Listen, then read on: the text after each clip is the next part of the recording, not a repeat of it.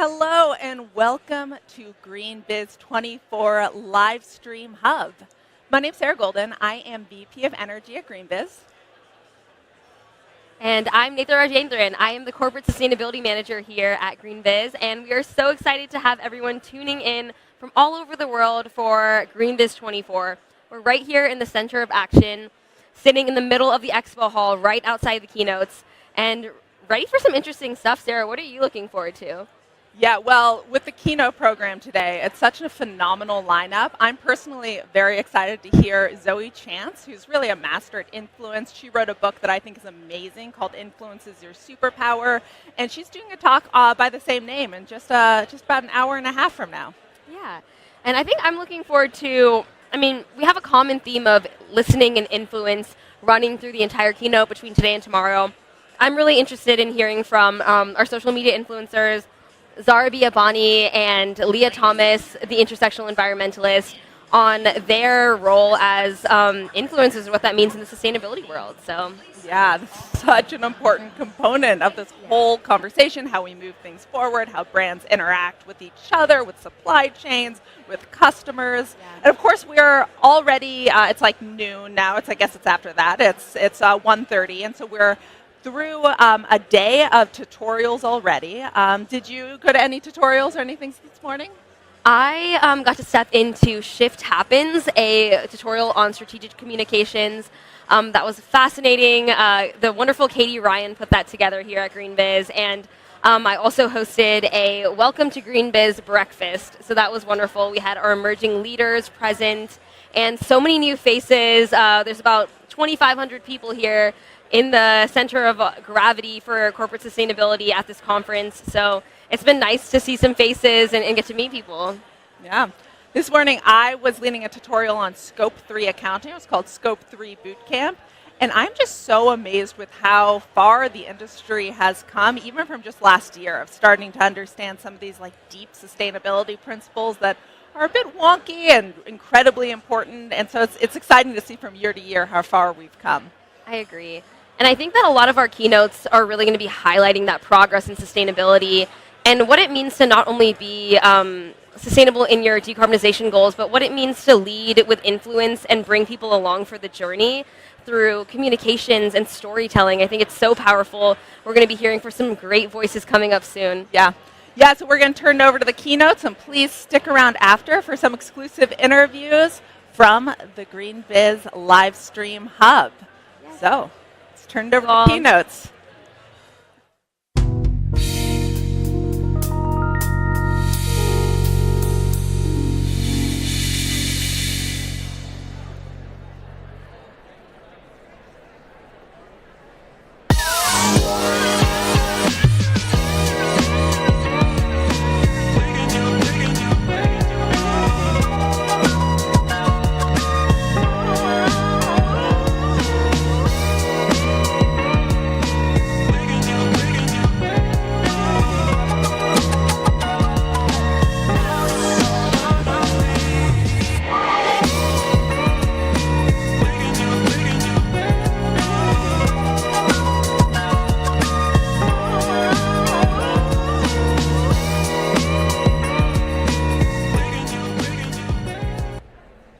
Please welcome to the stage Chairman and Co-founder of GreenBiz, Joel Makower.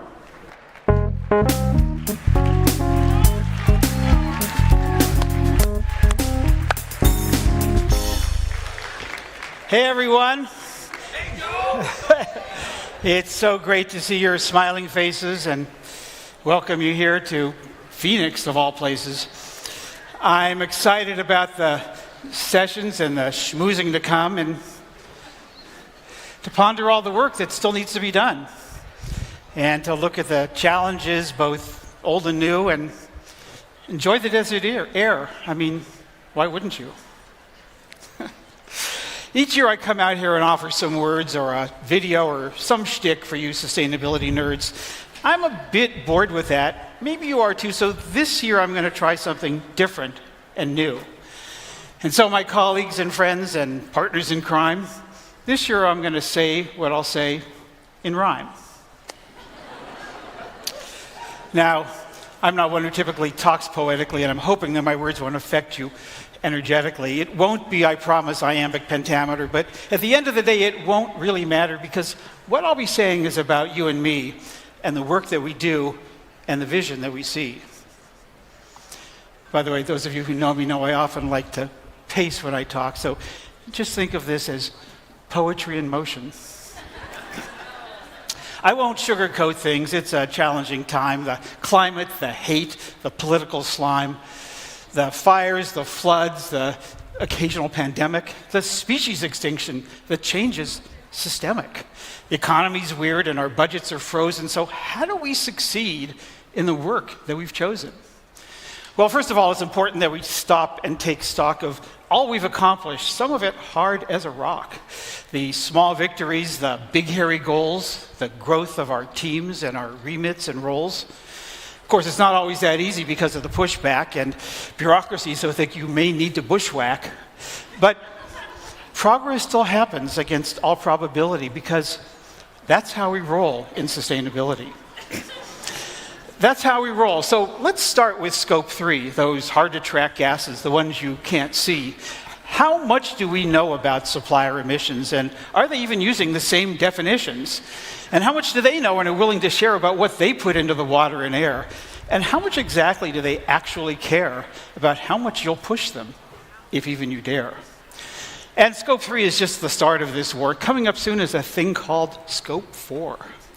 Avoided emissions they want us to measure. I can't imagine any of us getting great pleasure of measuring something that's not even real, and doing it all with our typical zeal, but we'll figure out how to measure something that's not, and report out faithfully whatever we've got, and silence the critics and combat futility, because that's how we roll in sustainability. That's how we roll amidst all the letters. There's more acronyms than a winter has sweaters. There's SASB and GFANS and ISSB. In Europe, there's EFRAG and CSRD. Here in the US, there's the good old SEC, and what they're up to is still TBD in terms of what they'll command us and when it'll be. As for TCFD, it's now just RIP. Then there's ESG, the mother of all jargon. It once ruled our world, and for that, we did bargain. But it became so fraught and so ill-defined that ESG became a political landmine. So we'll find new words with all due humility, because that's how we roll in sustainability. There's lots more to cover and more consternation. Here's one small example: decarbonization. It means, of course, cutting greenhouse gases or shoving it all in some rocky crevasses. But chasing net zero and carbon neutrality is just the beginning, not some grand finality. And then there's circular, which suggests a small miracle to create a new product or service that's spherical. And while we're talking about terms of endearment, there's big changes in store for our friends in procurement. Employees and teammates, how to engage them with carrots or sticks we hope won't enrage them, and policy changes before they're too late. And shouldn't your company step up to the plate? There's no shortage of issues on which to align, but that's why you came here. Well, that and sunshine. There's a couple more thoughts I want to impart before our flagship event gets off to a start. We need courageous, audacious, contagious new action that pushes the boundaries and gets market traction. We need each of you to demonstrably show how to rethink and transform today's status quo. We need to rid ourselves of the illusion that we can be sustainable without real inclusion, and that those without viable means of support are probably not reading your new impact report. We need to flex our power in this moment and know that sometimes just listening can cause change to foment. We need new views of progress beyond incremental, and to understand that systems are not compartmental. It may all seem so daunting, a monumental task, and though if it weren't possible, I wouldn't even ask. So we've got this. We can do this. We have the ability, because, help me now, that's how we roll in sustainability. Oh, that was good. One more time, though. That's how we roll in sustainability. That was great. Some of you will not be getting a participation trophy today. Well, it's time to end this ditty and get on with the show and get on with all that you came here to know, the trends and techniques and cool new technology, the lessons we've learned about business ecology. Then get back to our desks and our screens and our teams and assess how to move beyond visions and dreams and get on with the meetings and readings and counting of emissions and waste, all of it mounting, of tonnage and gallons and what's actually material and how much is technical, how much managerial, and the leverage points that each of us wields and how all this affects our shareholders' yields. It's confusing, confounding, concerning, and tiring, and amidst all this, we hope to be hiring more fresh-faced recruits we can all be inspiring and get it all done before we ponder retiring. Well, the clock on the floor here has been quietly ticking, and I promised Ms. Dillon to my time I'd be sticking. So last but not least, some love for this community that shares so generously and creates opportunity. To the veterans, the OGs, the been there and done that's, to the haggard middle managers, all you bureaucrats, to the learners, the lurkers, the thinkers, the sponges and blotters, to the teachers and mentors who swim in these waters, and to the newbies. God bless each and every one of you. And from the looks of this room, there seems to be a ton of you. All of you are part of this family and more. And with that, my friends, welcome to GreenBiz 24.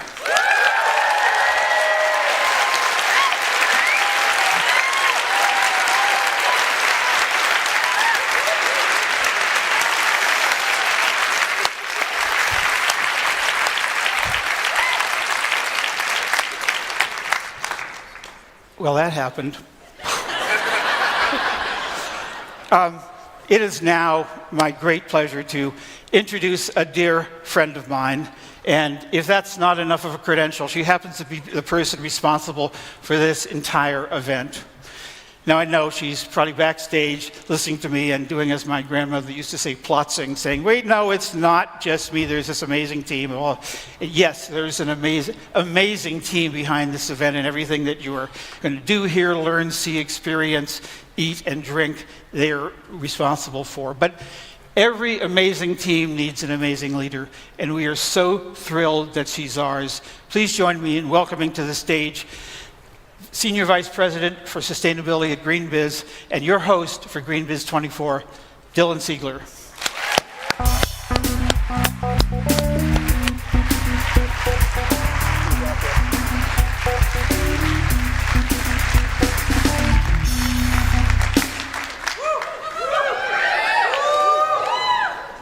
Well, that was impressive, and it's classic Joel. But we'll be changing things up now because that's how I roll. Hello, everybody. How's everybody doing? Thanks for coming. Can we have one more gigantic round of applause for Joel Makower?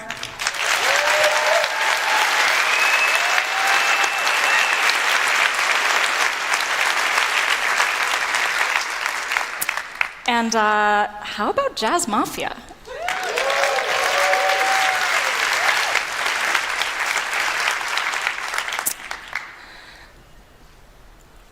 So, GreenBiz 24, I have a question for you.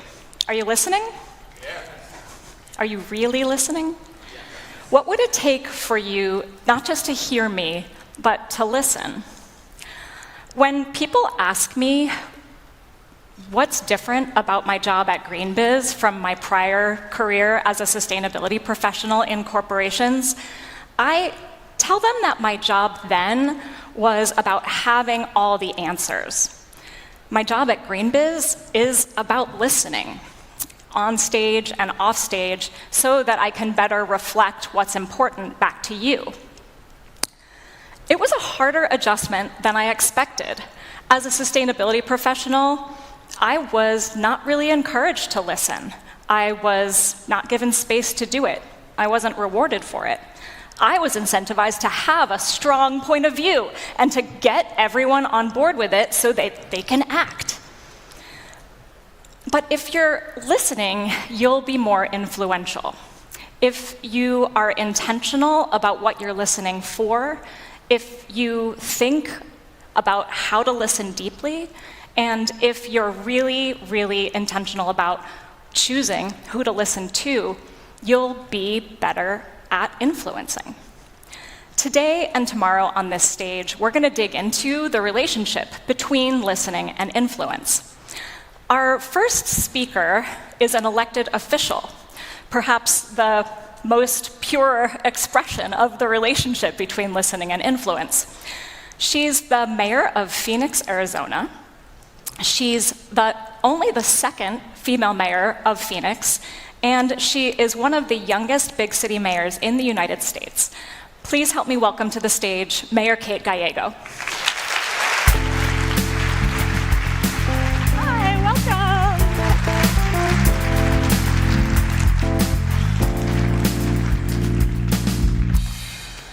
So, Mayor Gallego, as I just said, we're going to really want to dig into the relationship between listening and influence today. Before we do that, I gave only a couple of words about your background. Tell us about yourself.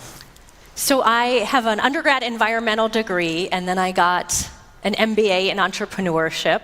So I actually was planning to be a green climate tech entrepreneur, but am so pleased that I ended up being able to serve in this way. And it's just so nice to be with GreenBiz, because I do feel like with that background, I am with my people. So welcome to Phoenix.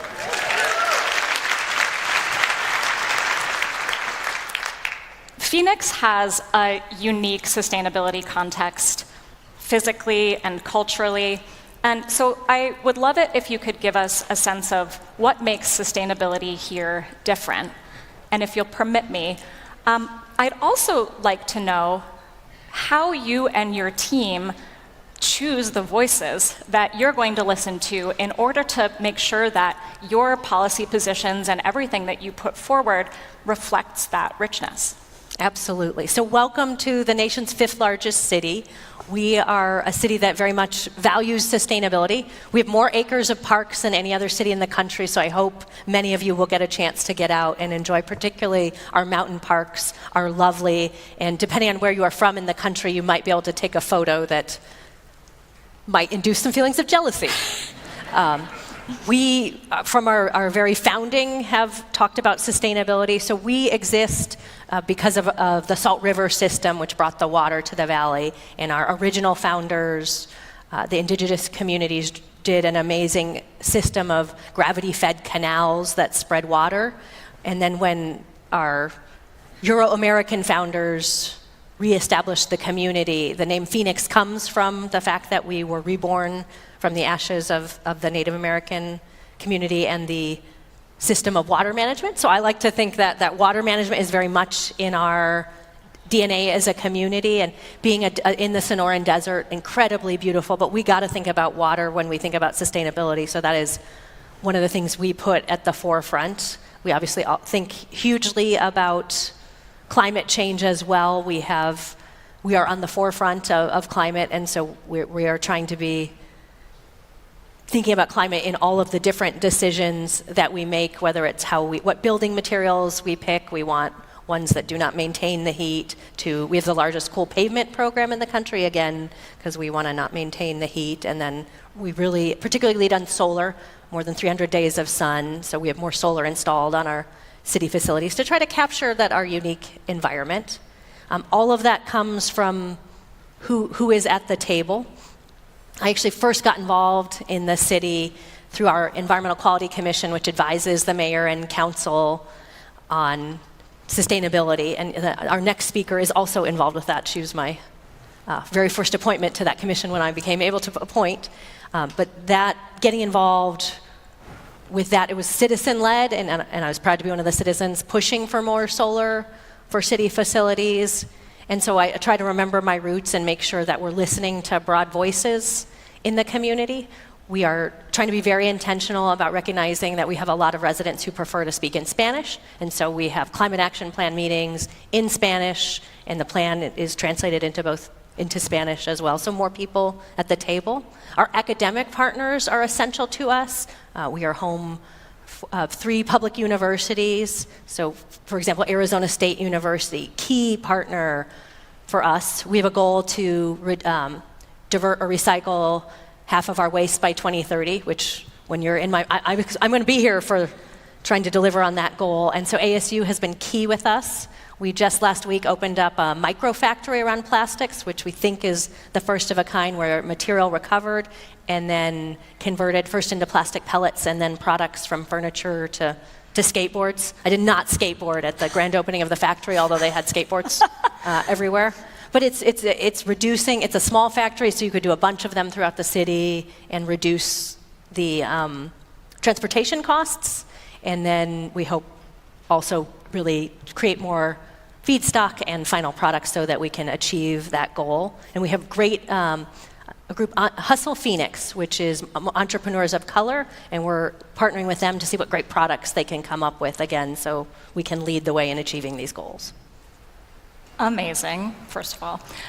Second of all, as a successful elected official, you clearly know something about how to influence people. So I'm hoping in the kind of minute or so we have left, if you could give us some tips when you are proposing a change or trying to influence someone to do something. What are the steps you follow in order to get them to follow your lead? So we really try to look and meet the needs of the people with whom we're partnering. When we're pitching one of our water customers on doing upgrades, we may focus on how it might save you money, reduce chemical costs, and reduce water use. With others, we might talk about our amazing Sonoran Desert and how gorgeous it is, and we want to protect that. So we want to meet people where they are and listen to what their needs are and then see how we can partner. We try to be very data-driven, and so many of you have helped us with great tools. So, for example, we're doing a major tree planting program, and we've partnered with American Forests with support from several of the companies in here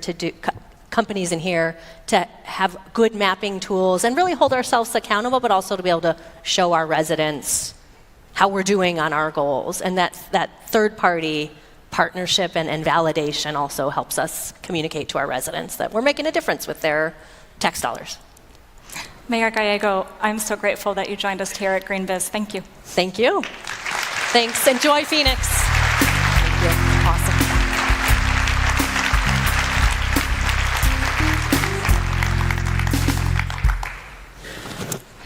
We typically give a land acknowledgement at the top of our events. So a statement that recognizes and respects that we're on the land of Native people.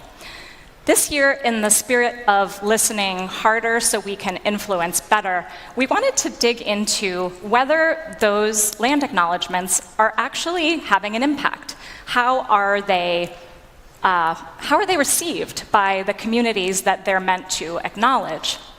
And as sustainability professionals, how can we do a better job of actually listening in order to engage Native communities so we're not simply just following the script? We're going to have that conversation, but before we get there, it's important to actually acknowledge that we are on the traditional tribal lands of the Salt River Valley. And those tribes that traditionally lived here included the Akamal'atham and the Peepash Nation. Arizona is home to 23 Native American tribes, and Phoenix is home to a lot of the tribal diaspora. To help us dig deeper, please welcome to the stage Ginger Sykes-Torres. She's the State Executive Director of the USDA Farm Service Agency in Arizona.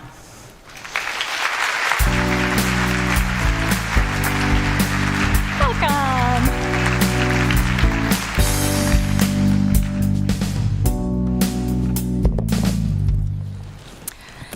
Ginger, so glad to have you. And so before we get started, I'd like to give you a chance to tell the audience who you are. Yeah. Siyate, everybody. Welcome to Phoenix, Arizona. My name is Ginger Sykes-Torres, and I know for all of you out-of-state visitors, I hope you are enjoying our winter. It's been really hard on us, but we get through it every year. So I am the State Executive Director of the USDA Farm Service Agency in Arizona. I was appointed by President Biden in 2022. Very excited to serve in this role. And Mayor Gallego mentioned the importance of representation, and I'm proud to be the only, there's 50 USDA state directors, and I'm proud to be the only Native American state director in the entire country in my role, and probably the very first one to do it. And also very proud to get my start in civic leadership when Mayor Gallego appointed me to the Environmental Sustainability Commission. And so my background professionally is in environmental science and policy. I worked on renewable energy planning and development. I've worked on environmental sustainability reporting. I've worked in climate resilience planning. And so in my new role, I'm really excited to work with our rural communities in making farming more sustainable across the board. Farming in Arizona, Mayor Gallego spoke about our water usage. Agriculture takes up about 70% of the water usage in Arizona, and so it's critical that we are using that as sustainably as possible. And so that's a priority of mine, is to make our agricultural sector as sustainable as possible. Amazing. So Ginger, given, first of all, we want to note that you don't and can't represent all Native American people. But I want to know what your take is on land acknowledgments. Are they having the impact that we're hoping that they'll have? What's it accomplishing? Is it doing what we're setting out to do?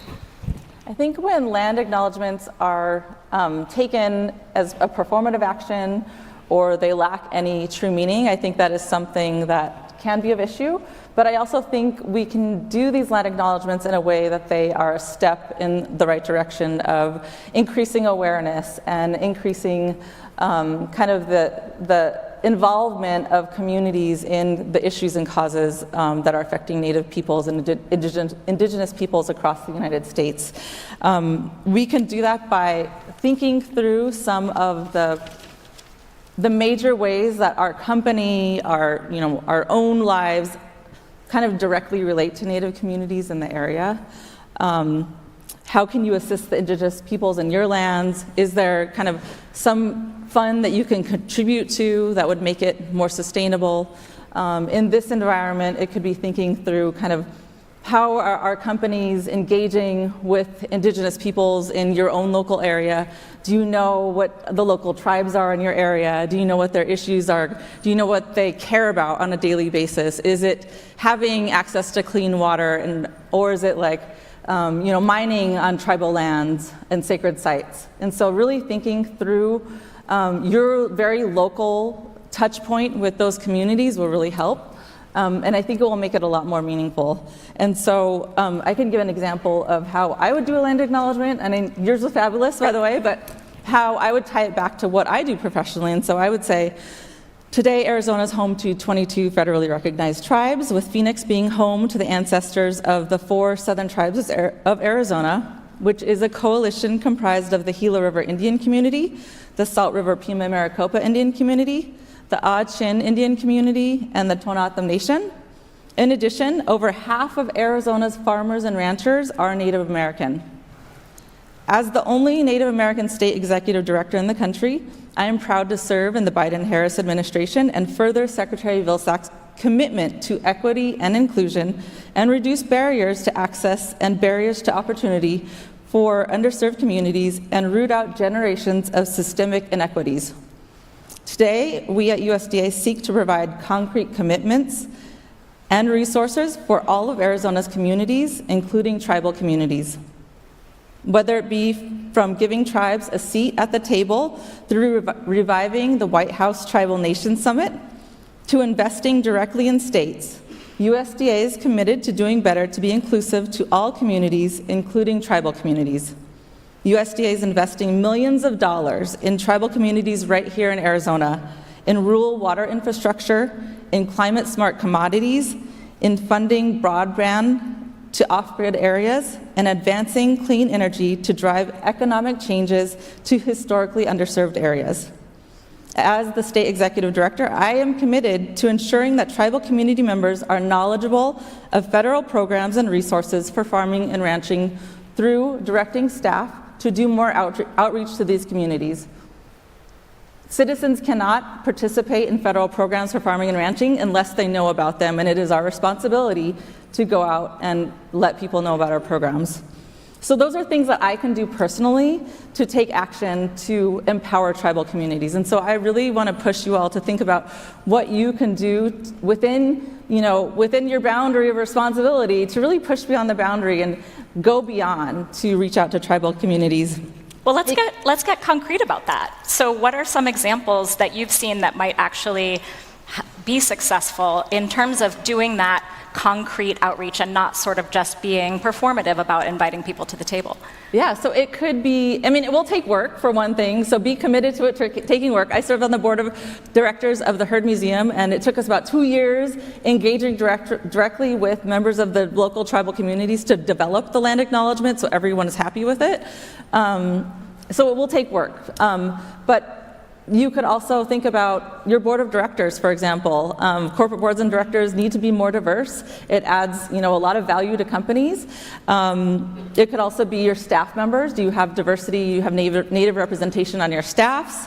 Do you have them on your advisory committees? Those are all critical areas to bring natives to the table. In addition, you could think about partnering directly with tribes. Dylan and I spoke earlier about a really good example between Paula Ralph-Lauren and Naomi Glasses, who is a very beautiful rug weaver in Navajo culture. And so they came out with like this partnership, and the clothes are stunning, and they are very true to that artistic representation tribe. It's not just some generic kind of design they threw up and called it like a Navajo weaving. It truly is a weaving designed by a Navajo person. And so that is so critical to get Native people directly involved in anything you're doing that involves that type of activity. In addition, some of the other things we came up with is building trust, getting to know the tribal communities near you.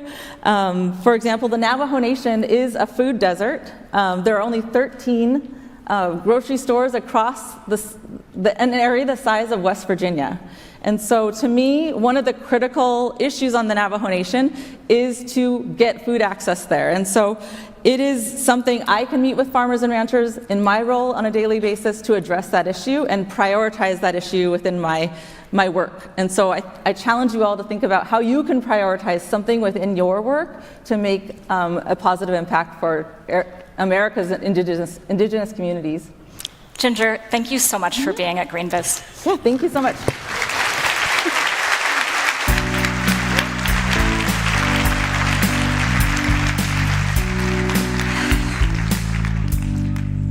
Many of you know Bill Weihl from his former positions leading sustainability at Google and at Facebook.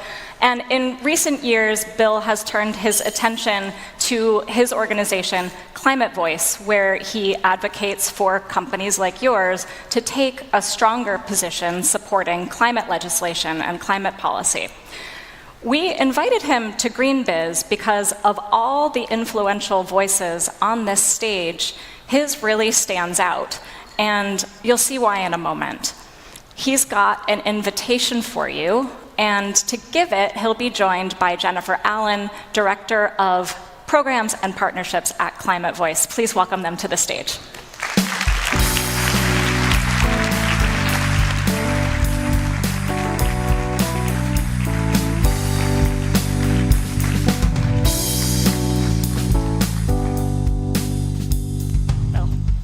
Jennifer.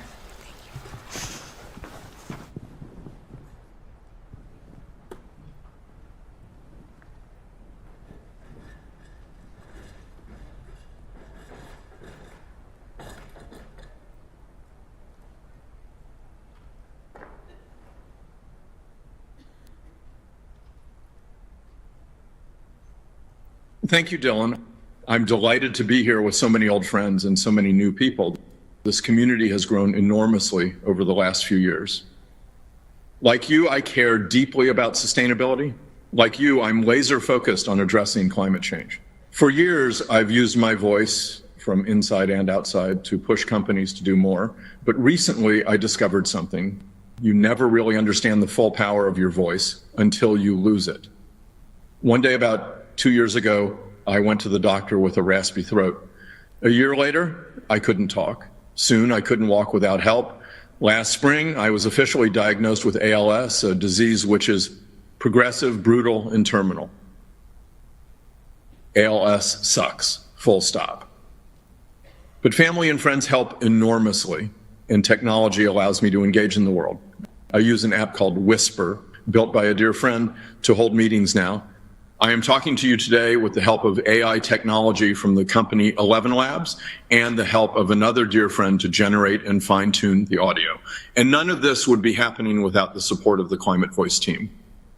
Two other quick comments related to my ALS. First, my colleague Jennifer Allen is on stage with me. She will be controlling the slides while I run the audio. She's also prepared to step in if the technology breaks down, or if I do. Second, you may be tempted to focus on the marvels of AI technology that can clone my voice, or on my drooling or coughing and choking, which might happen. Please do your best to focus on the content in spite of these potential distractions. Despite all the challenges and frustrations I live with, I still have a voice, and I'm still just as determined as ever to use it to speak out for climate. I want to tell some truths today we all know in this line of work, but rarely say out loud. And spoiler alert, I'm here to ask you to raise your own voices together as a community of experts. We all know that our companies have voices, powerful ones. They use them to influence public opinion and public policy and to burnish their reputations. But if we are to make that transition from fossil fuels the world endorsed at COP28, companies need to do more than pipe up about their latest innovative work, as vital as that is. They need to speak up for policy progress, loudly, again and again, in public, in marketing campaigns, at conferences like this, with the media, and in city halls, state houses, Washington, D.C., Brussels, Seoul, wherever they operate. Binding policy, laws and regulations, not just voluntary agreements. Some of you may think we're done with policy. We passed the bipartisan infrastructure bill and the IRA. What else do we need? And the odds of Congress doing anything this year are small. But even focusing on this year, we need to protect the IRA, support regulatory work at the EPA, the SEC, and other agencies, avoid catastrophic rulings in court cases, and enact new state and local policies to accelerate progress on the grid, on transportation, and on buildings. And then we need to continue to drive progress next year and beyond. I've been in your shoes, working my heart out to lower emissions in operations, supply chains, and products. You should all be proud of the progress you're making, but we also have to be honest about something else. Companies won't make net zero goals without public policy to speed the way and spread the progress. That's just plain math. In the end, it's all about speed and scale, moving faster and at far greater scale, not just to decarbonize company by company, but to do it across the entire economy. Speaking of speed and scale, check out this number. This historic number is the federal investment enacted in 2022 that is accelerating the clean energy transition in the U.S. This is not just a huge investment of public money. It is transformative because it unlocks much greater amounts of private capital. And that 2022 law is a start, not the end point. We all know lawmakers should be doing even more. But right now, fossil fuel interests are lobbying like crazy to pump the brakes. We have made amazing progress in the last 2 decades on wind, solar, EVs, and other technologies, on corporate action on climate, and even on policy. We spend a lot of time celebrating that progress, and it is worth celebrating and gives us hope we can address the climate crisis at the speed and scale required. At the same time, we know we are not on track. No country, no company. We need to move faster to avoid some of the worst consequences of climate change. Global emissions are still rising, maybe not as fast as they were, but they need to start falling, and soon. And we keep hitting new records for global temperatures. Our carbon budget is literally going up in smoke. And we are still not talking anywhere near enough about what matters most. You won't hit your own net zero goals without public policy. Society won't achieve a just and equitable transition from fossil fuels to a zero carbon economy without binding policy. So that brings me to a few crucial questions for you. Let's do a quick temperature check of the room. Luckily, my hearing is just fine, or at least age appropriate, as my kids put it. So let me hear you now. Clap once if you think the climate crisis is now extremely urgent. Clap twice if you think that we won't address it in time without bold public policy. Clap 3 times if you think companies should do more. Clap 4 times if you're willing to join your peers and say so. Even my age-appropriate ears could hear that response. I'm glad to hear and not surprised that a lot of us agree. So I have a special invitation for you today. I've joined with other former and current sustainability pros to develop a simple, strong statement. It calls on all companies to raise their voices on climate policy. We call it the lead statement. We were inspired to write this and publish it because of private conversations we've had with many of you over the last few years, which indicate, much like your applause, that most of you agree with the statement. After finalizing the statement, we decided to pressure test it. So we reached out to a few dozen people to get their reaction. Almost all said, hell yes. Those people have already signed the statement. I invite those here today to join me on the stage. I'll show you the names of those who have already signed, as some of them join me up here. Then I'm going to read the text of the statement and then invite you to join all of us in signing. To be clear, signers are making a personal statement, not a corporate commitment. The statement itself is short. I'm going to read it now. It says, and I quote, "As sustainability professionals dedicating our careers to combating climate change, we believe that all companies must leverage their power and influence to accelerate climate policy progress. We believe that it is time for companies to back policy action at the speed and scale required to meet our global goals and avert the worst outcomes. We are united in our concern, our commitment, and our confidence in the power of corporate leadership.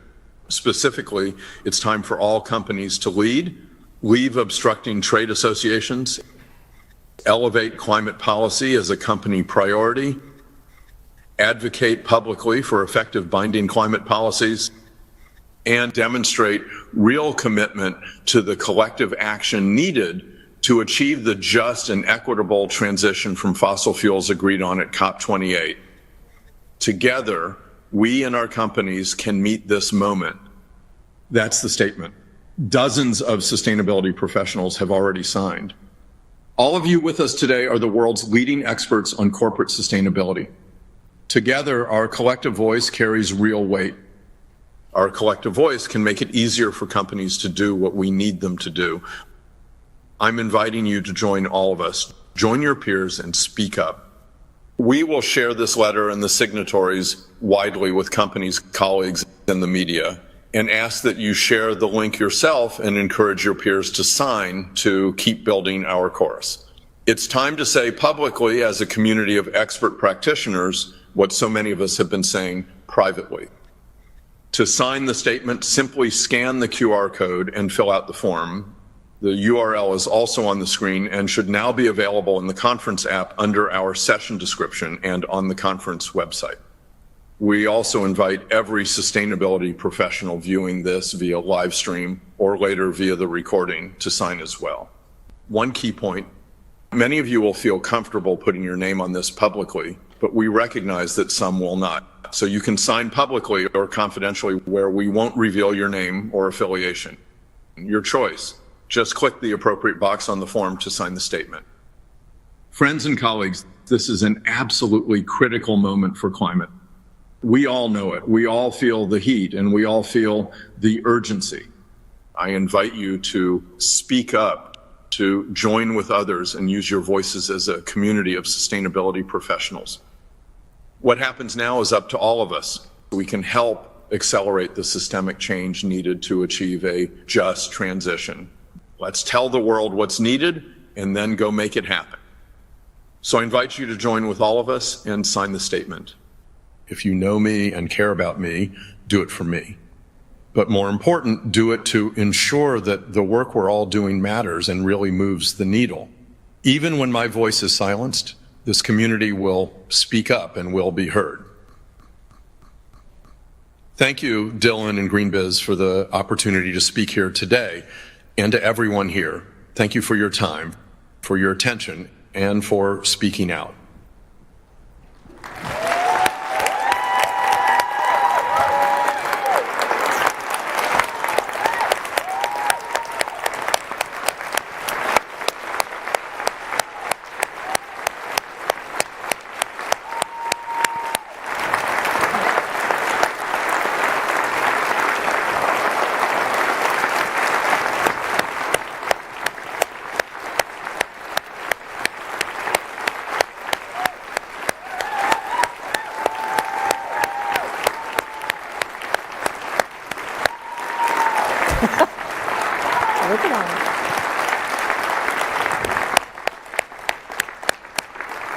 Thank you, everyone, and we just want to let you know that you can sign the statement today throughout the conference and well beyond. Please share it with your sustainability colleagues. We need to make a big difference, so the more signatures, the better. Thank you all.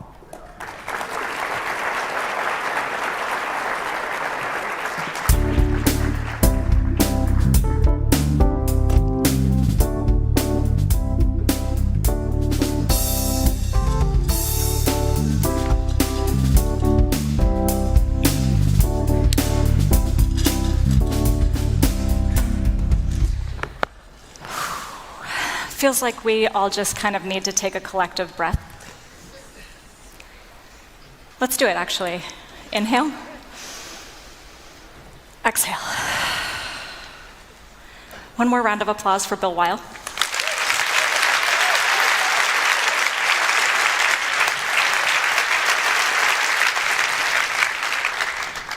And now for something completely different. Social media influencers, or creators as they're known, play a growing part in changing our minds. Lucy Shea, the CEO of Futera, has evidence that they are playing a new and really powerful part in the mass behavior change that's going to be necessary for decarbonization of our economy.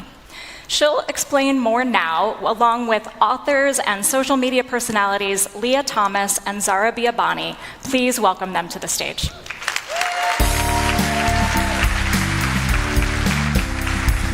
Thank you so much, Dylan. That's great. Hello, everyone.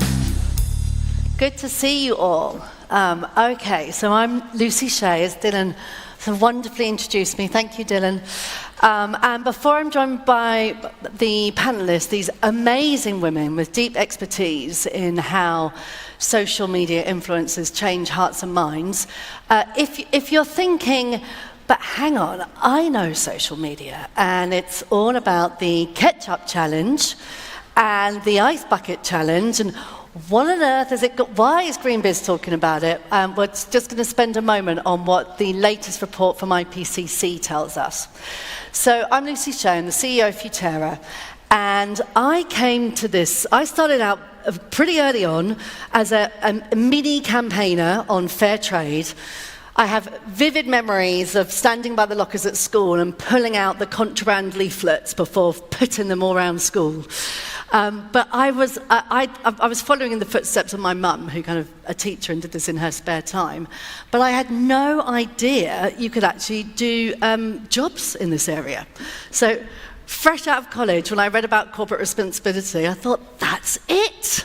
You can actually put together your passion for change with earning a living. And there'll be more on that in a moment. On to why social media influences. Well, The latest IPCC report, Annual Report 6, Chapter 5, gave us a new set of solutions in tackling climate change. And one of them was consumer behavior change. And they told us that rapidly we can see a reduction of 5% in global greenhouse gas emissions by enabling consumer behavior change. Now, 5% is huge. Aviation is about 2% every year. So you can see these numbers are really going to add up. But how do we enable consumer behavior change? And after 2 decades of working on this, on sustainable lifestyles, as one of the founder members of the UN Task Force on Sustainable Lifestyles at Futerra, well, it's very clear that people are influenced by other people around them, by their friends and family, by people like them. So if you're looking at veganism or, encouraging those take-up of EVs or cutting single-use plastics, whatever it may be, it's friends and family that influence us most, way more than brands or business or government or institutions. And what it turns out is that creators and social media influencers are in that same bucket. They're in that same bubble of people like us. So research from Ipsos and Unilever say that 83% of consumers think that TikTok and Instagram are good places to find advice on sustainable lifestyles. Lots of other research to back that up. So the IPCC validates this as well. It says that creators and social media influencers can really help drive adoption of sustainable lifestyles and behaviors, but also the adoption of low carbon technologies, that they can shift the Overton window, if you like, of what is acceptable and enable this rapid take-up of decarbonization. Creators want to do more. We'll come back to this in our panel. But just to say, if you look around, if you think that it's around sustainability and lifestyle change, creators can also help drive adoption of low carbon technology. So these are some stills for a campaign that we ran with Fortescue, sparking outrage around fossil fuel subsidies and encouraging the take-up of renewables, and with incredible reach and outreach. So now, welcome to the stage, if you could put your hands together for our fantastic panelists who are going to join me in exploring what it is, how social media creators can change hearts and minds.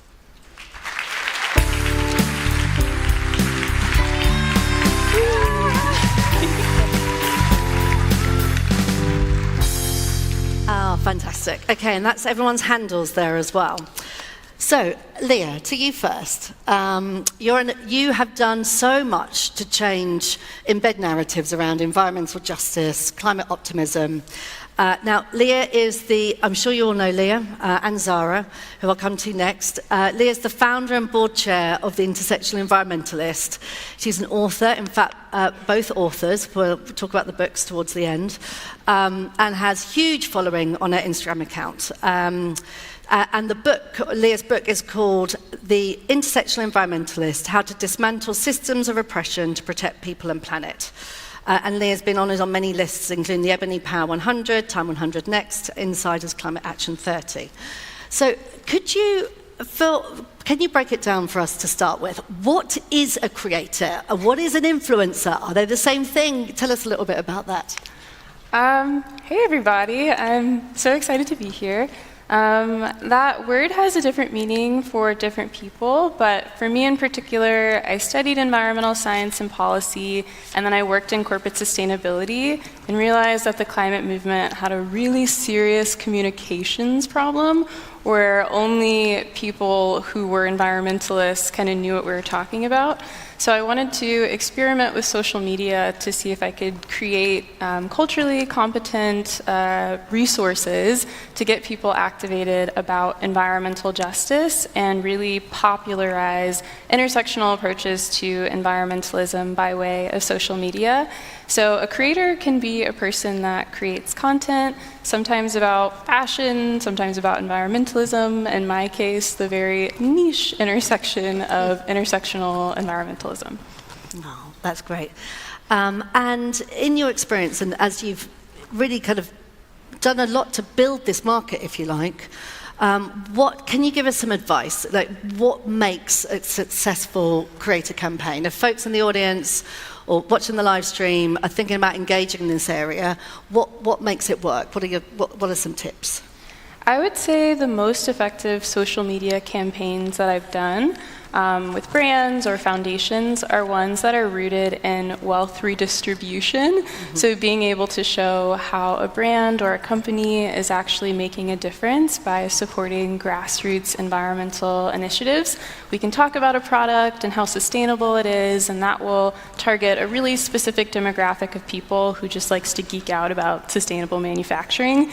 But if you really want to make an impact, I would say partnering with grassroots environmental organizations, and then also having content that's not just about the product, which I know for folks who are selling product are probably looking at me like, we can't talk about the product.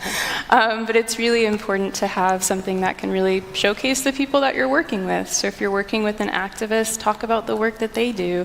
If you're working with a creator, talk about what makes them really special and how that relates to an overall campaign. I think that's key because there's so much, there's such legislation now around greenwashing, anti-greenwashing, which is welcome, but the risk is that everyone goes into green hush and stops talking about this just at the moment that we need, as you said, this thing to be talked about more. And actually talking about the people behind it and working with creators rather than just the product is a fantastic way of avoiding greenwash as well. So I think that's really smart. Okay, I'm going to come back to you, Leah, but now let's introduce Zara Biabani. And Zara has also built a huge following on email and Instagram, is also an author. And Zara's book is Climate Optimism, Climate Wins and Creating Systemic Change Around the World. It's just been out a year. So Zara's been a youth climate activist and entrepreneur and is now the CEO of a company called In the Loop AI. So Zara, over to you. Tell us about how you got into this space, and then I'm going to ask you for how not to do it. So you can give us some examples or just areas where it can go wrong when brands and creators work together. Yeah, totally. Happy to be here. Thank you for having me, and thank you, GreenBiz. So I got into this space, kind of was in college and was feeling a lot of that existential doom about the climate. This was during the pandemic, and was kind of really feeling a lot of that existentialism. And so I decided to start looking for instances or stories of climate wins, grassroots organizations actually on the ground that were experiencing successes, and that took off in terms of sharing on social media because a lot of people also resonated with it. So at its core, just finding something I was seeking and sharing it with the world, and seeing how it stuck there. In terms of a bad campaign, I think, Leah, I'm sure you agree with the phenomenon of during Earth Month or the beginning of April, our inboxes start to get a little full out of nowhere with a lot of big ticket offers from companies that seem to not really have a clear ask in a campaign. And I think the idea of a campaign or an activation too indicates a notion of something that's a finite time bound, but obviously, tackling climate change and whatever goals that an activation really has around climate change should be really clear in what they're looking to do as a company with decarbonization, what their product or services is looking to do in reducing emissions. And so I think one of the fundamental flaws in campaigns that I often see is one, not a clear ask. Two, a lack of context around the facts that they're trying to put forth, putting a lot of the responsibility of the creators to find out all the facts. And while it is part of the job, I think a lot of it is on the brands to control what they're trying to get out of this. And so the creators can say, hey, is this something I want to be a part of, or is this greenwashing? And then third, the lack of responsibility of engaging with communities, like Leah said. We were both part of that Tazo campaign that was really successful in part because they so artfully engage the community and also engage with nonprofits in this space. So I would say those are kind of the three things of a unsuccessful campaign in my experience. Thank you, that's fantastic. And we hear this a lot when we work with creators, that this fear of getting called out or greenwashing by accident, or so there's some fear from the creator community about being taken advantage of, I think, by working with brands. And equally, I think you get some fear from brands that creators will say something that they weren't ready for them to say. So I think there's some great pieces to call out. Now, Leah, before I go back to you, Zara, you now actually run your own company, and I think you've learnt from your social media experience, and you use some of those insights to power your company. Can you tell us a bit about that? Yeah, totally. I think brands and companies, when they're trying to engage with creators, there's a kind of a set, there's stories on Instagram, there's posts, there's reels, whatever, TikToks, but there's a lot more kind of untapped deliverables that I think should be tapped into. For example, say X person is a creator in the climate space, they have 100,000 followers. They also know the demographics of these followers. They know how they're engaging with their content, where they live, what gender they are, all of these things. And they have access to, or the ability to survey these people on what issues they really care about, how they're thinking about the climate crisis, or anything that is relevant to a brand and a company's campaign. And so basically using creators as ways to disseminate surveys or learn more about a demographic, I think is really undertapped. And that for me was really how I transitioned into running a B2B business, is really learning about the pain points in my industry through kind of a consumer outreach, and then translating that into, okay, well, how can I build a business off this? Because the key tenets of a business is what's the problem, who's facing it, how big is it, what's the alternatives to it. So you can kind of find out all of those things through surveys. So I really encourage any brands or companies in the space to really engage with creators through, again, surveys. Yeah. And on that piece around building capacity in the creator community, we're working with a number of brands on a thing called the Ignite Coalition, which is aiming for those creators that want to do more, skill up, raise capacity. But we work with you on the Earth Alliance Fund. Do you want to tell us a little bit about that? Because that's another way of building deeper connections with creators. Yeah, I thought that was so interesting because the goal wasn't just to work with climate creators. Yeah. The goal was to teach any creator, and there's micro creators, so they call them micro influencers, people who have less than 10,000 followers, who sometimes are actually more effective at communicating with their communities and have higher engagement, to some of those larger creators who have 100,000 followers and more, to utilize their platform, whatever they're talking about, to teach people about climate education. And then we also had a really fun contest that I got to be a judge on, where any person who is creating content could pitch an idea about environmentalism and get funding. So I thought that was such an amazing program that I hope comes back one day to kind of incentivize creators to talk about environmentalism in a way that's really accessible and culturally competent for their communities. And I think that last point is key about this.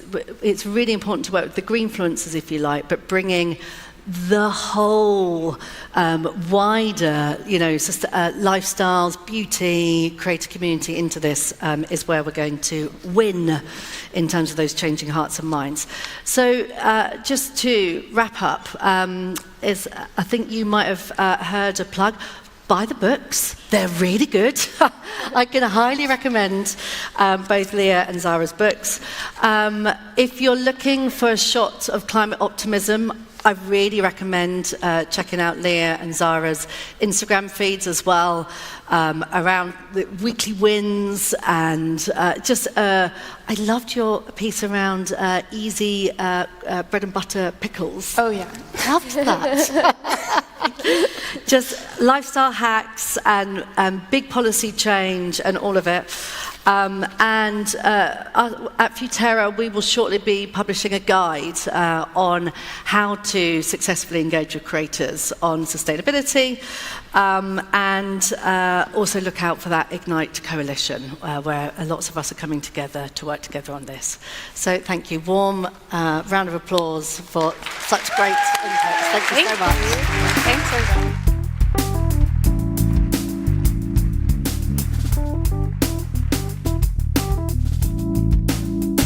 Welcome GreenBiz CEO Eric Farrow to the stage.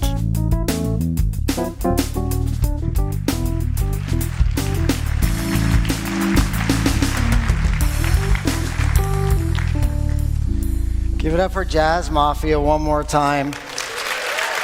They are our partners for all of our events. So, great San Francisco-based music collective. So 14 years ago, I started this incredible journey with the co-founders of GreenBiz, the amazing Joel Makower and Pete May, and it's really been an incredible ride. Along the way, I've met the most amazing people. Bill Weihl comes to mind. Creative, smart, passionate, and all driven to confront the climate crisis. And at GreenBiz, everything we do, we look through the lens of how do we help corporate sustainability teams. And as such, we have the leading industry event for all of these markets. And our purpose is really simple. It's to help you learn, connect, and engage. And we do that through these 3 lines of business. And today, I'm incredibly excited to formally announce that the GreenBiz Executive Network is now called Trellis Network.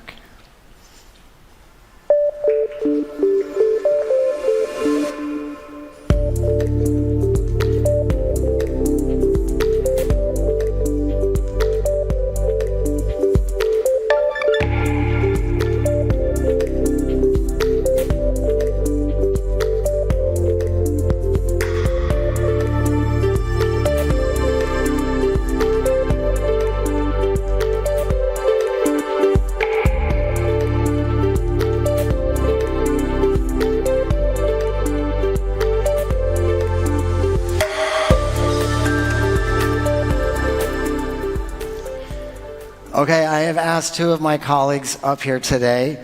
A lot of you probably know JD, now president of Networks, who 17 years ago came up with the idea for the network, launched it, and has nurtured it since.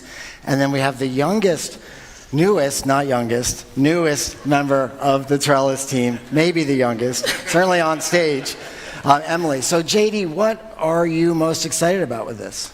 Well, the network has always been, for like you said, 17 years, we've focused on supporting the core sustainability team.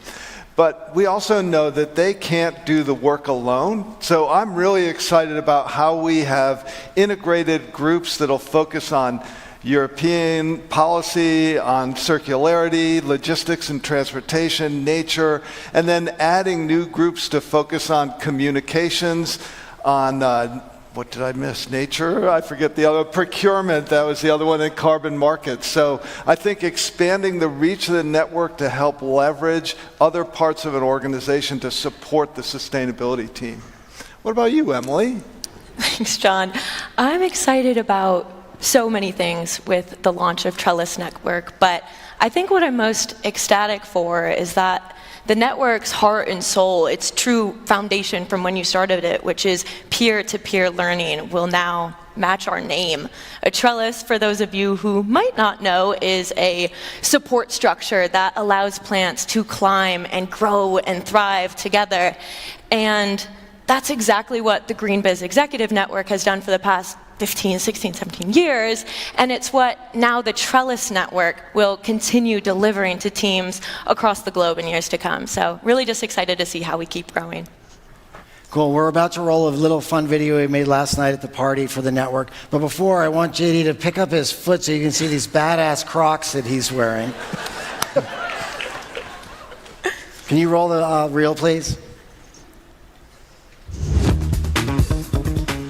I'm here with President John Davies and we are going to bring you a 60-second vibe check on how everybody here is feeling about the new name Trellis. John, how we doing tonight?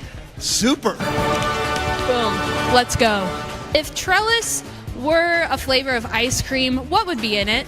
Oh my gosh, I think it would be anything by Ben & Jerry's. It's like super crazy and super complicated and super yummy. Well, Trellis is like springtime. It's flowers growing, it's birth and growth. I'm so ready to embrace Trellis. Rock, paper, scissors, Trellis. Boom, Trellis wins every time. Trellis, greatest name of all time, yes or yes? Yes. It's a yes. If Trellis were the name of a superhero, what would be their special power? First thing that came to mind was that he'd be able to shoot vines out of his, wrists. How are we feeling about the new name Trellis? I think it's pretty awesome. Kathy thinks it's awesome, so it's got to be awesome. What's the first image that comes to mind when you hear the word Trellis? A support network that helps things grow. Brilliant, Jen. Nailed it. Thanks. John, how are you feeling about the new name Trellis? It's a hole-in-one. On John's survey says Trellis Network, good vibes only. Trellis Network, supporting sustainable transformation. Back to you on the main stage. Awesome. So if you want more information, you can go to the website, and if you want to meet one of our great team members, you can go to registration. We'll try and set up a meeting on site. And with that, thank you. We're going to hand it back to Dylan.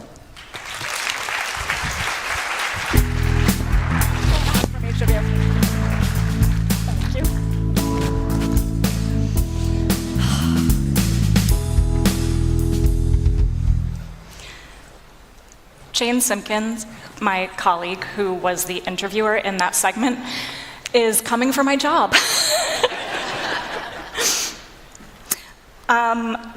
Okay, where are we? Let's go. Okay. Thanks to our sponsors. That's the slide I was looking for.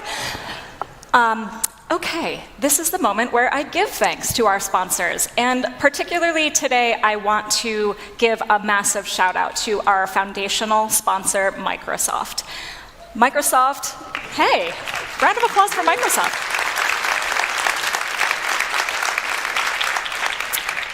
Microsoft, along with our other sponsors, are engaged all over this week. And so you'll find them in the breakouts, in the VIP events.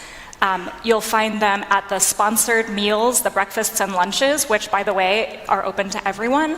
And you'll find them, of course, in the expo. They're sponsoring our breakout tracks. They're sponsoring our sustainability programs.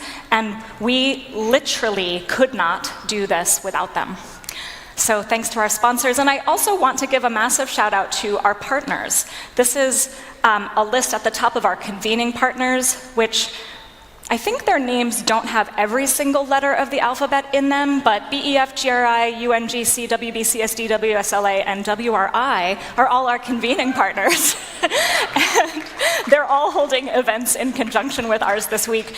They, along with our community partners, provide us with valuable expertise, and they help us to get the word out about the event. And again, we could not do it without them.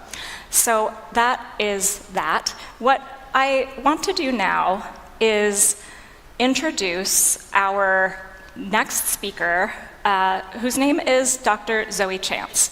We've done a lot of talking on this stage today about how to influence things better, and Dr. Chance actually wrote an international bestseller called Influence is Your Superpower. I'm a big fan of the book, and by the way, she gives part of the proceeds to climate causes. And I'm a big fan of her message, which is about how we can get others to be more likely when they meet us to say yes. And so I'm going to welcome her to the stage. I also want to let you know that she is going to be holding an hour-long workshop at 3:45 after the coffee break on cultivating charisma. And so I highly suggest attending that if you want to soak up a little bit more of the Zoe Chance wisdom. And with that, I would love to welcome to the stage Dr. Zoe Chance.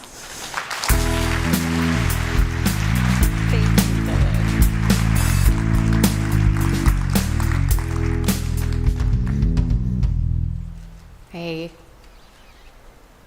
I teach and study and practice the science of influence, but I'm here today because of people who have influenced me, and also Dylan, thank you for inviting me. The people who have influenced me in conversations, person by person, year by year, to change my life, have been the students that I was supposed to be teaching at Yale School of Management.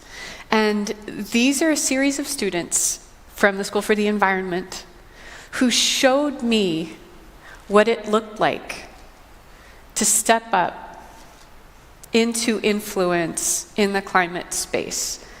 These students, I'm sorry, I apologize to those of you who are here in the audience, and are some of them, I thought they were adorable at first. When I started teaching about 10 years ago, of course I like the earth, who doesn't? And I knew the climate was a problem, but it didn't seem like I could do anything about it, so it didn't feel like my problem. And I watched them, person by person, deciding to change their career, deciding to change the way they got places, deciding to change the things they ate, deciding to make big life decisions like not having children. And they asked me, person by person, difficult questions about what I was doing. What I was doing to try to fix what I saw as the biggest problem on Earth. And if I thought I knew anything about influence, the challenge to me was, what if you can't do anything to fix things? Wouldn't you rather fail trying? And now, people like you doing this work are my favorite people to try to help empower. In this book that I've written, I'm donating 50% of the proceeds to help fight the climate crisis. And I finally understood their message, which is that this is an everybody problem. And what I already knew is that we're all influencing each other, whether we're trying to or not. So the first seed I want to plant for you is that you are so much more influential than you think. Already, these conversations that you have been having over the years, maybe they haven't bloomed yet, or maybe you were somewhere else when they did. Maybe somebody else got to watch it. But we have so much power. By the way, these are a few of the students. They were not trying to save the world when they did this. They were just tricking me on April Fool's Day, telling me all the professors were wearing costumes. They were not. But what happens when I go around the world and I get to talk with all these people about influence, I find many of my favorite people, many of the nicest people on earth, are a little reluctant to practice influence. And what this means is they don't want to be manipulative. That's fine. I don't want to be manipulative either. But when we don't study and practice influence, we're leaving the world in the hands of the power-hungry people who do, because influence is power. For example, when in the 1970s, some scientists came up with the frame of global warming, they were just trying to describe what was happening. It didn't necessarily match up to experience for a lot of people. But then there was a small group of economically motivated people who decided to influence the rest of us, and they hired somebody to come up with the least disturbing frame to describe what was happening. And here we've had climate change stunting the influence that we could have to deal with the problem for the next 30 years. And I know many of you in this room are now working to shift this frame to the climate crisis, which says this is immediate, there's still a chance to fix this, but we have to take action now. Now, I'm not going to be able to teach you the whole psychology of influence in the next 20 minutes, but my promise to you is I will share the most important framework, discuss the fundamental practice, and you will leave with my very favorite influence technique, and it's a tool that's so simple and easy you can put it into practice today. All right. The first piece this fundamental framework is from my research discipline of behavioral economics, and it's really psychology, if you're not familiar with it.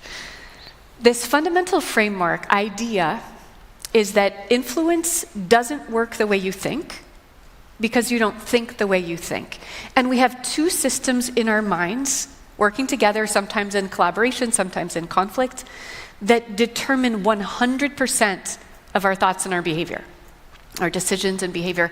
The dominant one is an unconscious one. So we're not perceiving its mechanisms. But this piece is a primal piece that I will describe as being like an alligator. This is from Alligator Land in Florida. Raise your hand if you've been to Alligator Land. Come on, y'all are nature lovers. This place is awesome. You should totally go. They build themselves as the alligator capital of the world. There are thousands of alligators there.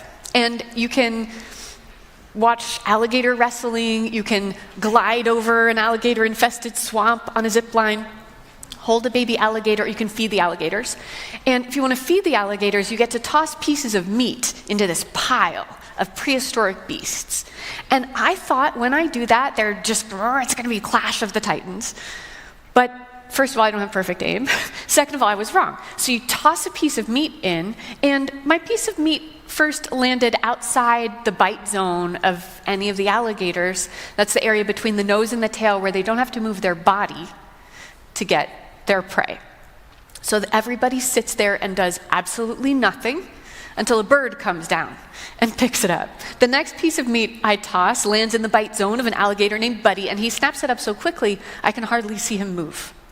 Human beings are very, very, very much like alligators. And the dominant system driving our decisions and behavior is this primal one that is constantly scanning the environment for opportunities and threats. But what it does almost all of the time is nothing.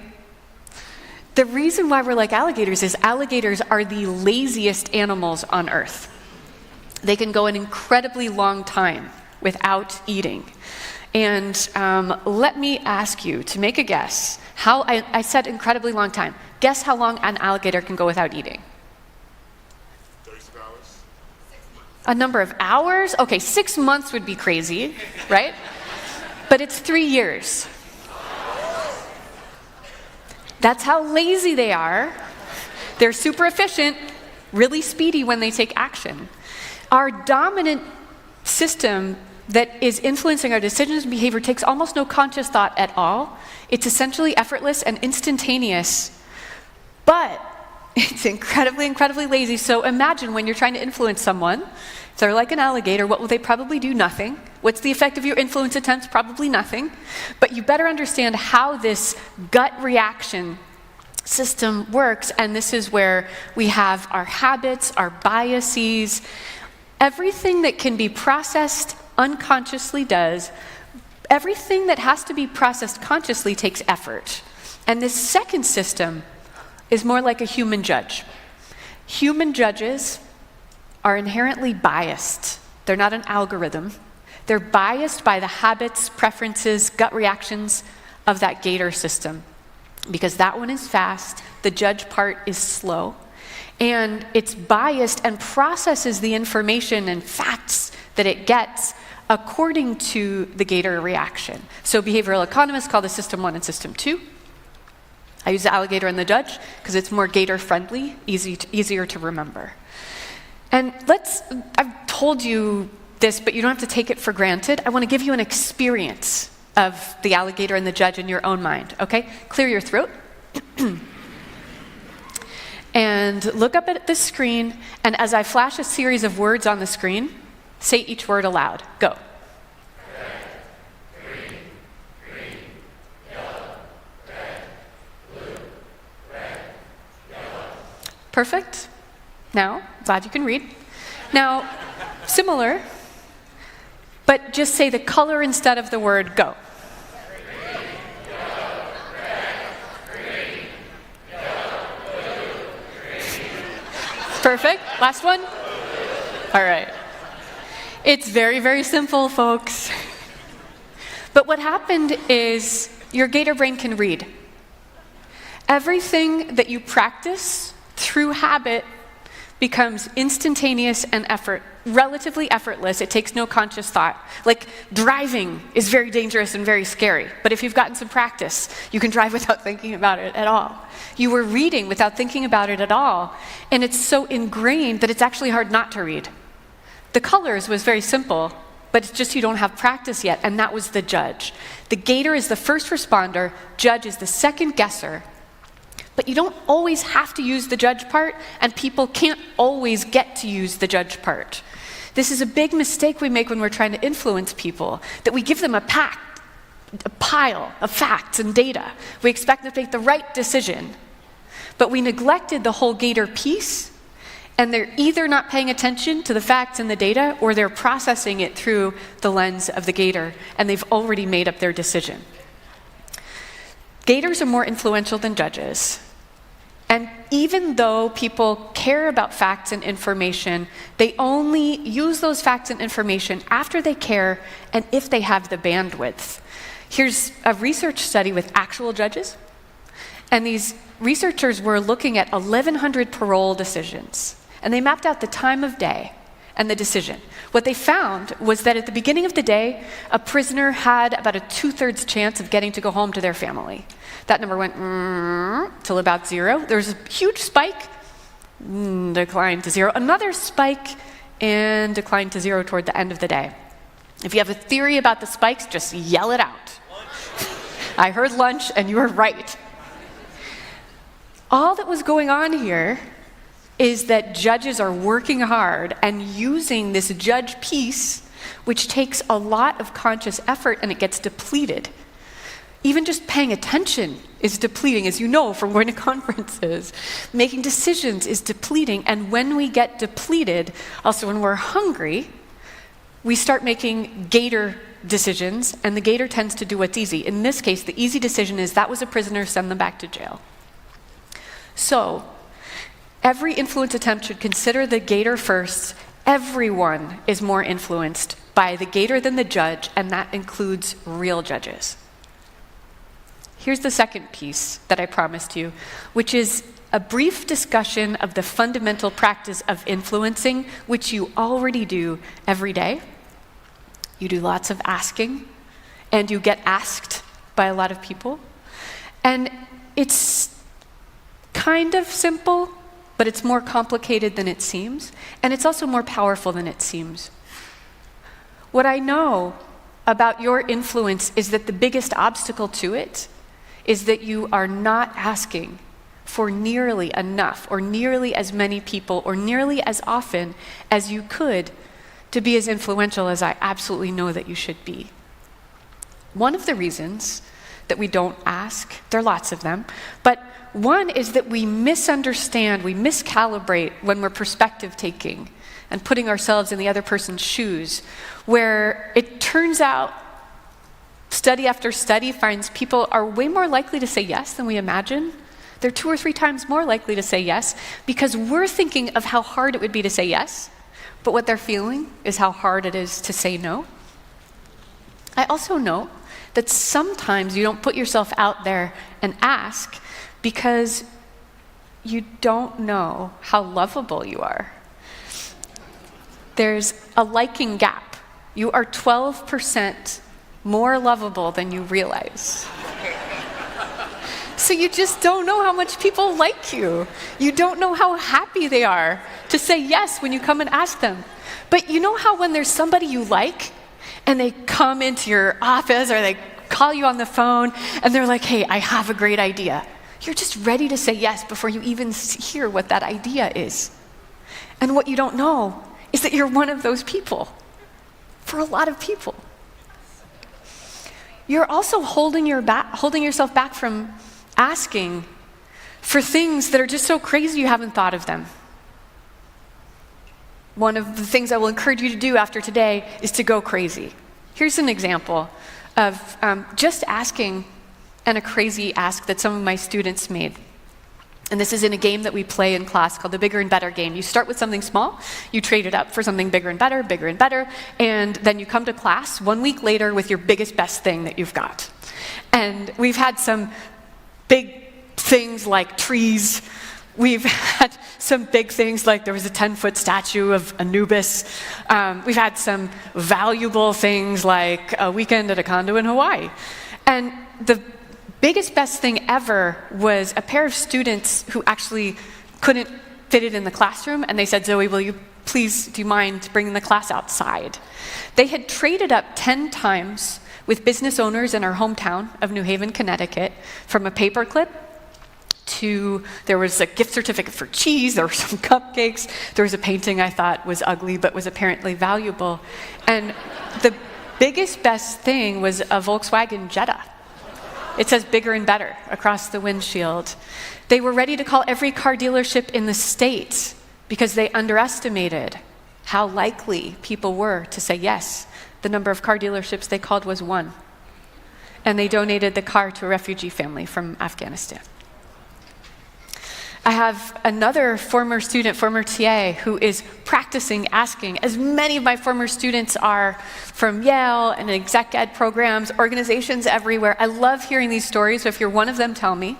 And this former student is at the White House now, and her great idea was the Climate Corps that's launched this year. Her name is Maggie Thomas, and she has been just asking the president. Dream big. However, as you're asking for more people, more often, dreaming big, you might start to think that, okay, well, this is great. It starts feeling magical, like you have this superpower. And it just feels like we can all go and just ask for stuff, and it's unbelievable. And the people are so happy to say yes. And you experience, like, yes, you're one of those people happy to say yes also. But what you don't realize, because nobody's taught you this, is that we're not all going out and asking is unevenly distributed. It's unevenly distributed in terms of privilege and power. The people with more privilege and more power are more comfortable asking, so they do more of it. For example, there's an asking gap between working class and middle class people in an experiment with kids, which is relevant to you, and I'll explain why. A sociologist named Jessica Calarco observed students in middle school classrooms, and for 1 year in multiple classrooms, she was observing which students asked their teachers for things like extra time or extra help or flexibility, creativity, leniency. And she was marking down which students teachers said yes to, and then she went and interviewed some parents. She had information on the students' socioeconomic background. There were middle-class kids, and there were kids from middle-class families and working-class families. So I've already told you that there's uneven distribution of asking, but it's probably bigger than you think. She found middle-class kids were 7 times more likely to ask their teachers for these things than kids from the working-class families. I can relate to this because I grew up with a poor single mom who taught us to be self-reliant. This is what Jessica Calarco found when she interviewed the parents, is that's exactly what parents in these working class families were teaching their kids: hard work and self-reliance. You might have to work twice as hard as another kid to get the same thing that they have. Middle class parents, on the other hand, were teaching their kids that asking and privilege is in part negotiable and negotiated.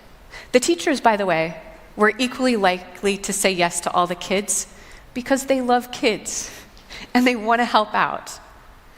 And that's why I'm sharing this study with you, because I believe you are like those teachers.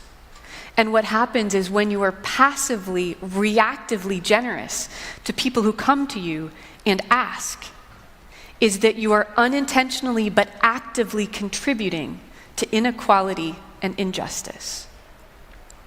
When people have to ask, that's a sign that there is inequality and injustice, and people always have to ask.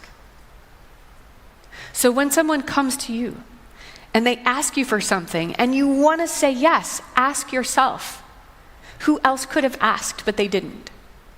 Who else could benefit along with this person? And ask yourself, is there a policy here that should be changed? I told you I would give you my favorite tool of influence. And here it is. It's very, very simple, but I'll share a story that will help it sink into your memory so that your gator brain can keep it and practice it. My favorite influence tool is the magic question. And the question is really simple. It's just, what would it take? To illustrate the power of the magic question, I'll share a story that an American activist, Gloria Steinem, shared when she came to my hometown in Connecticut. And she talked about when she was focused on the problem of sex trafficking. She had gone to a conference in Zambia. She'd spoken there, and then afterwards she visited a village in a rural area near a game preserve where the previous year 3 young women had been sold into sex trafficking, and nobody had heard from them since. She sits down with a group of women in a circle on a tarp in the middle of a barren field, and she asks the magic question. She asks, what would it take to make sure that no one from this village will be sex trafficked again? They told her, an electric fence. An electric fence. They said when the corn reaches a certain height, the elephants come and they eat it, they trample it. We have nothing to eat. We have nothing to sell in the market. We have no money to send our kids to school. So she says, listen, if I raise the money for the fence, will you clear the field? Will you build it? They say, yes. She does. They do. She goes back to visit. There's a massive crop of corn. Nobody has been sex trafficked from that village since they got the fence. You might think it was the fence that prevented sex trafficking. I actually don't. The magic question works on multiple levels and multiple ways. That's why it's so cool and so powerful. First of all, it's respectful. It's acknowledging the other person is the expert on their own situation. They know plenty of things that you don't. It's also inviting them into collaborative problem solving rather than trying to pressure them to do a certain thing. The least obvious piece, which is probably the most effective here, is that when they tell you what it will take, if you get that roadmap, when you come back, and that's what has happened, they have implicitly committed to supporting that outcome. So I believe it's the women from the village who prevented sex trafficking in their village once they got the fence because they asked for that fence. You can ask the magic question in all kinds of situations, just about anybody, and you can even ask it repeatedly of the same person. Once in a while, they'll tell you what it would take is nothing, but it's rarer than you think. I've had managers and leaders who've come through my classes do things like, this is Malum from Turner Networks, who's a strategy director. And this part wasn't his job, but he had a series of questions, conversations, asking the magic question, where he said, what would it take for us to have a paid internship program for underrepresented minorities? And I ran into him over the summer this year, and he said they just graduated their 24th intern from that program. Another participant in a program, this is Dalit from the New York Times. She's a design director.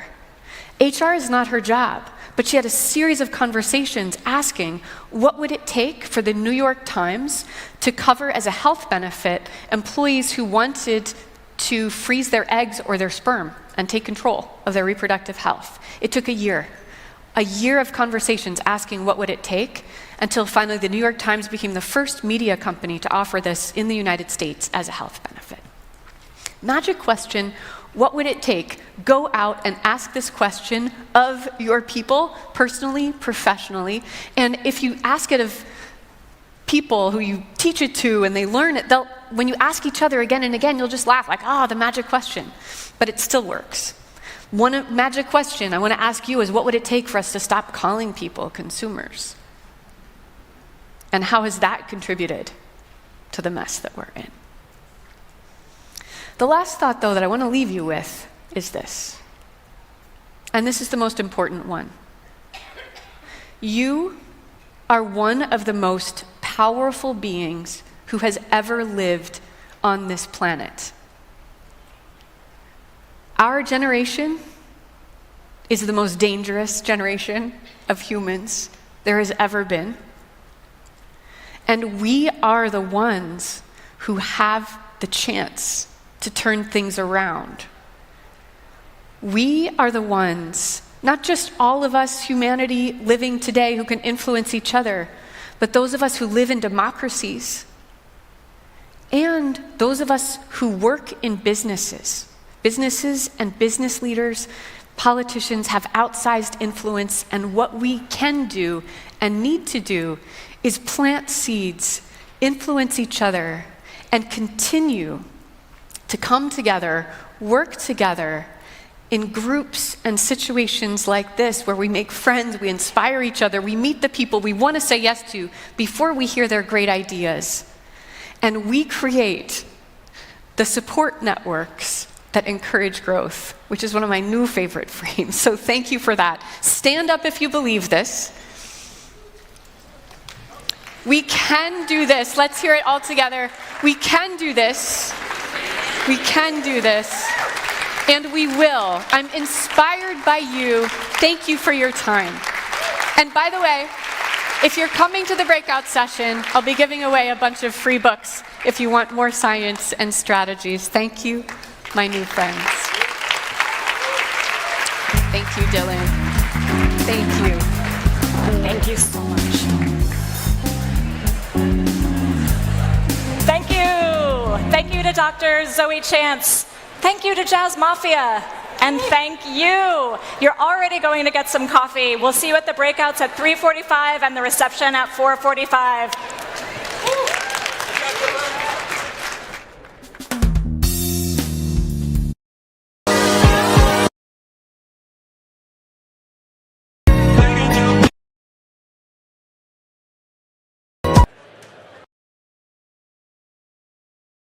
Here at GreenBiz, let's finish up hearing.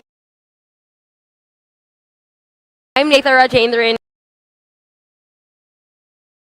I'm Sarah Golden. We're like the keynote right now that's happening. Amazing. Did so much. I felt pretty emotional. Bill Weil's hearing and seeing.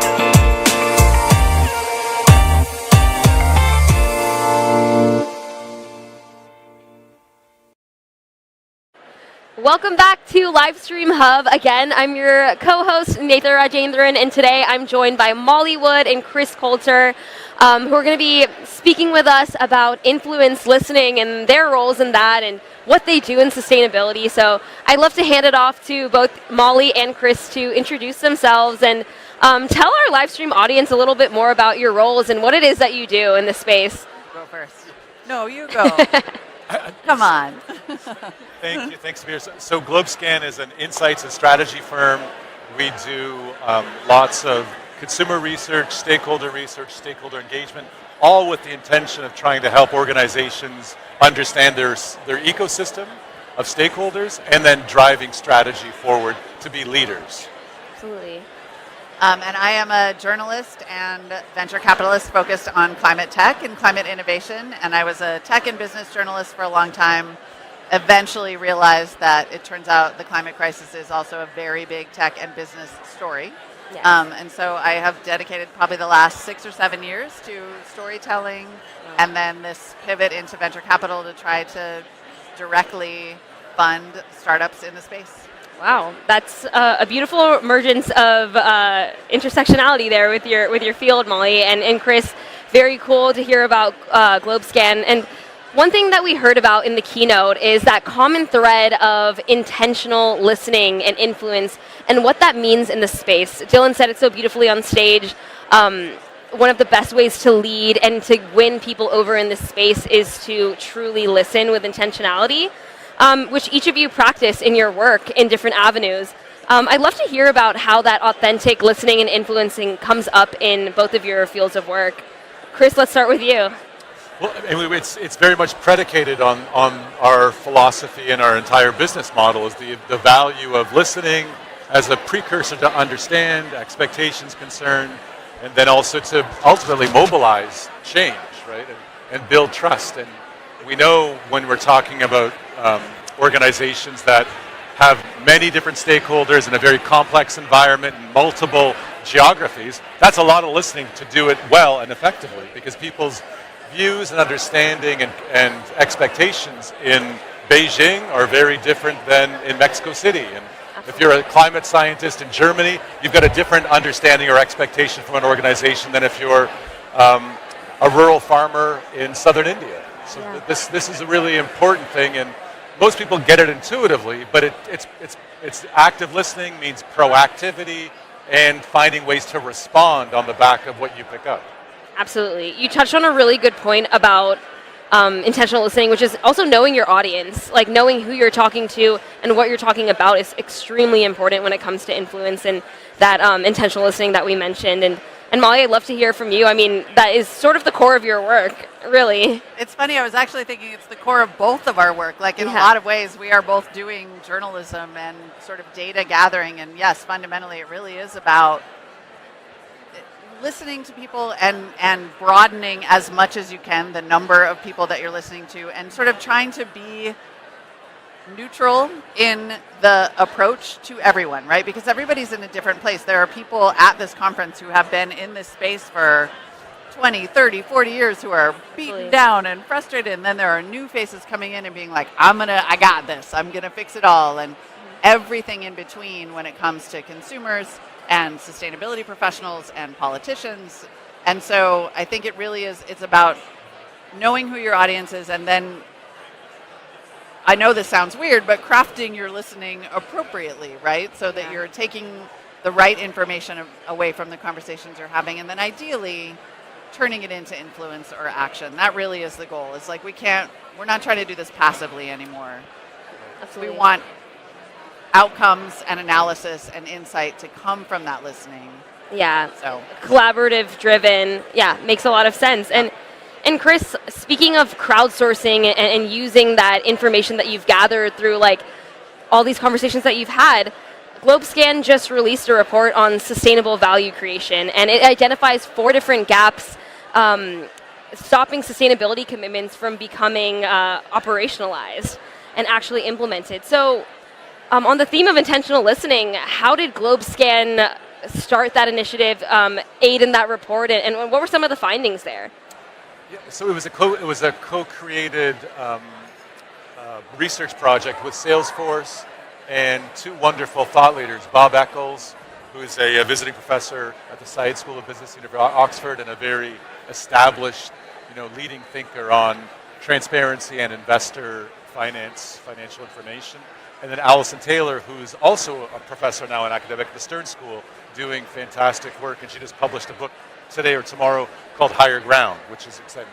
But it's building on some work that they did last year on defining the role of the CSO, and then Salesforce wanted to take that and get an audit of how our company's approaching sustainability. And so we're trying to have a snapshot of what is the state of play of sustainability today. And so we found that there's lots of progress, lots of relevance for sustainability, especially commercializing sustainability. Yet there are important gaps that we find across the corporate world. One being a gap in capital allocation. We need desperately more resources applied to delivering on the sustainability promise inside companies. One around implementation. Are we focusing on value creation effectively that are especially related to growth, drivers like sales and investor engagement? Or is it softer, like relationships and brand reputation? Third is around integration. So the process, we're probably halfway through that process where we are kind of beginning the integration with different functions across the enterprise, but just halfway. Lots of work to close that gap. And then finally around the data gap. And we have 27% of respondents saying that they have access to high quality data only. So the majority of companies are still looking for better data to understand and measure and then respond. Absolutely. So out of the 4 gaps that you noticed, which one do you think requires the most attention? Or do you think it's sort of like a medley of all? Of course it is. An integrated, interdependent piece, and I don't think you can do one without the other 4. So it's a holistic set of change. And it's like part of the journey. We've gotten this far after 30 years of corporate sustainability, and we're halfway there, and now we've got to close those gaps. Absolutely. Thank you so much, Chris. I mean, and Molly, you've built a business on climate storytelling and climate solutions media. How does storytelling and influence and listening translate for you? I really think that we are, my podcast is called Everybody in the Pool because my approach to solutions is everyone do something. And I think we're sort of at that point now where there is a lot of information. Not all of it is good. It's disheartening and shocking to hear that, only 27% of sustainability professionals feel they have the information they need. And what I really realized is I took this sojourn from journalism into venture capital, like thinking I want to have this really direct impact and write checks and fund companies. And then I realized, oh no, we still have so much storytelling to do, whether it's at those funds, those firms who are trying to invest in startups and they need to understand the technology, the business model, and the entire problem set to even get started. There's such a holistic challenge that in so many ways comes down to narrative, and a narrative that's specific to the person trying to tackle the problem. Are you a sustainability professional? Here's what you need to understand. Are you a consumer?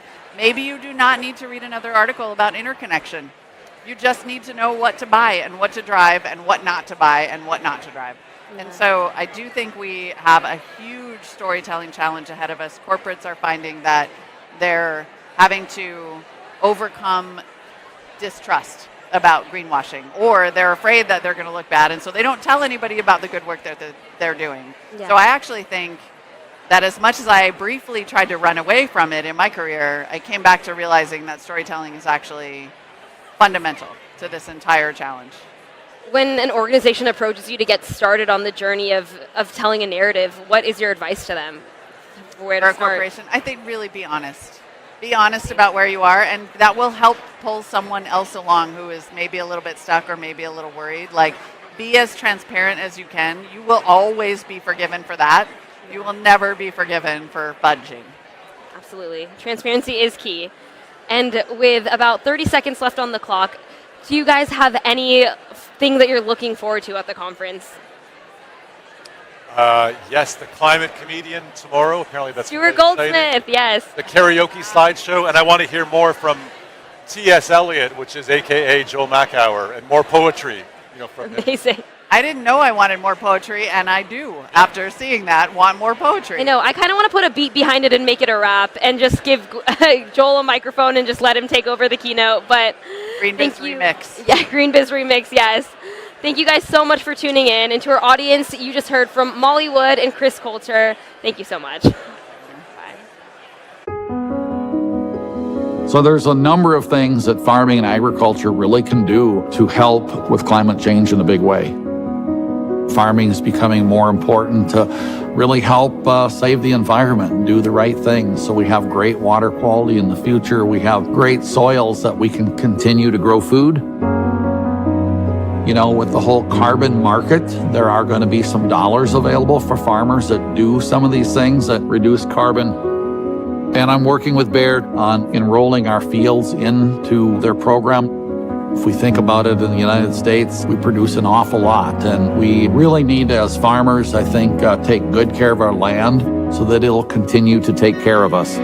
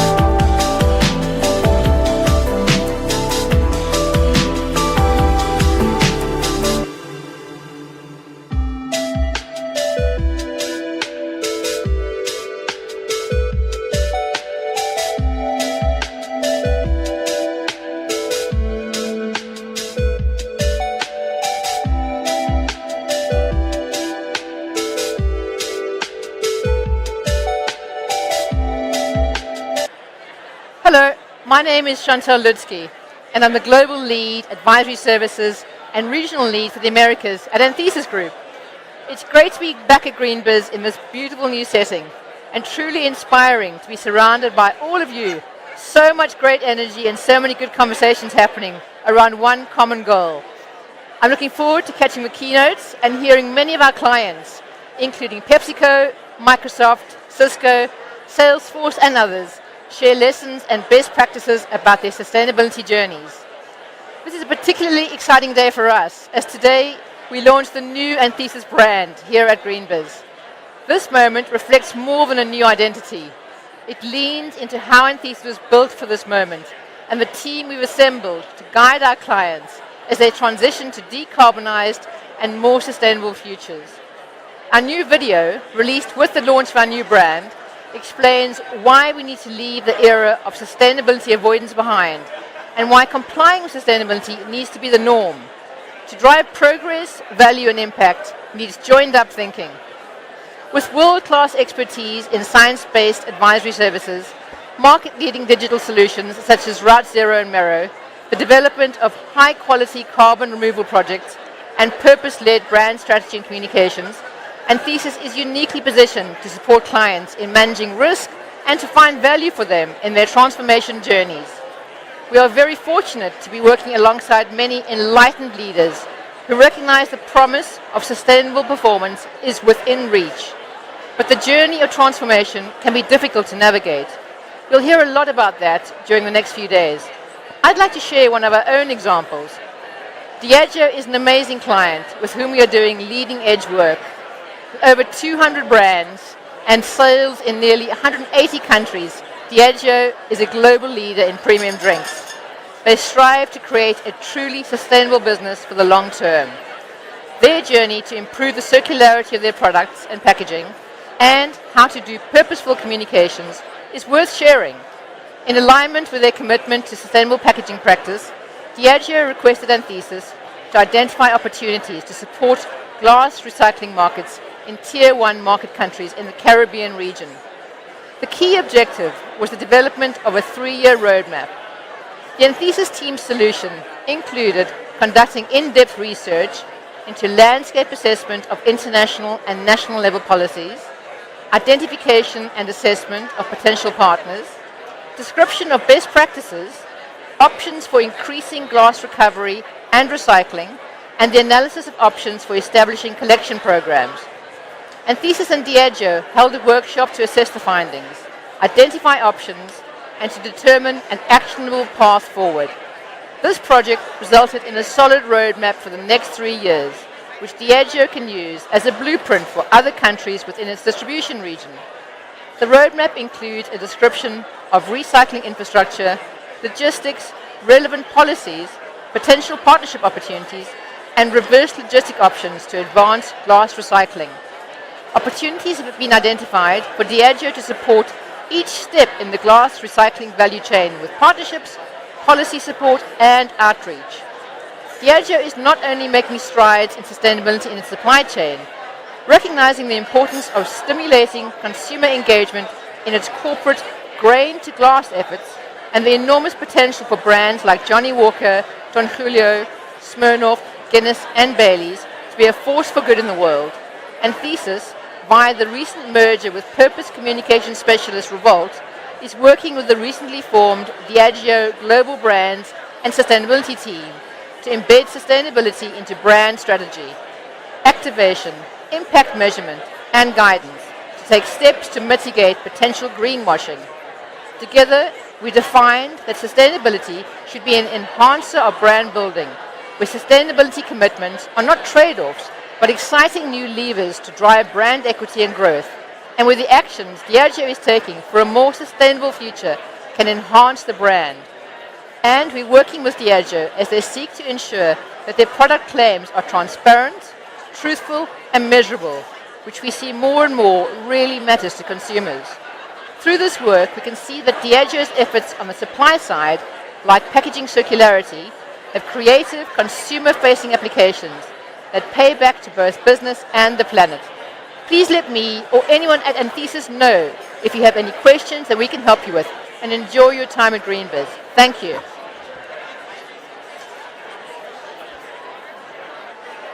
When it comes to infrastructure resilience, your big ideas may take a hit from reality.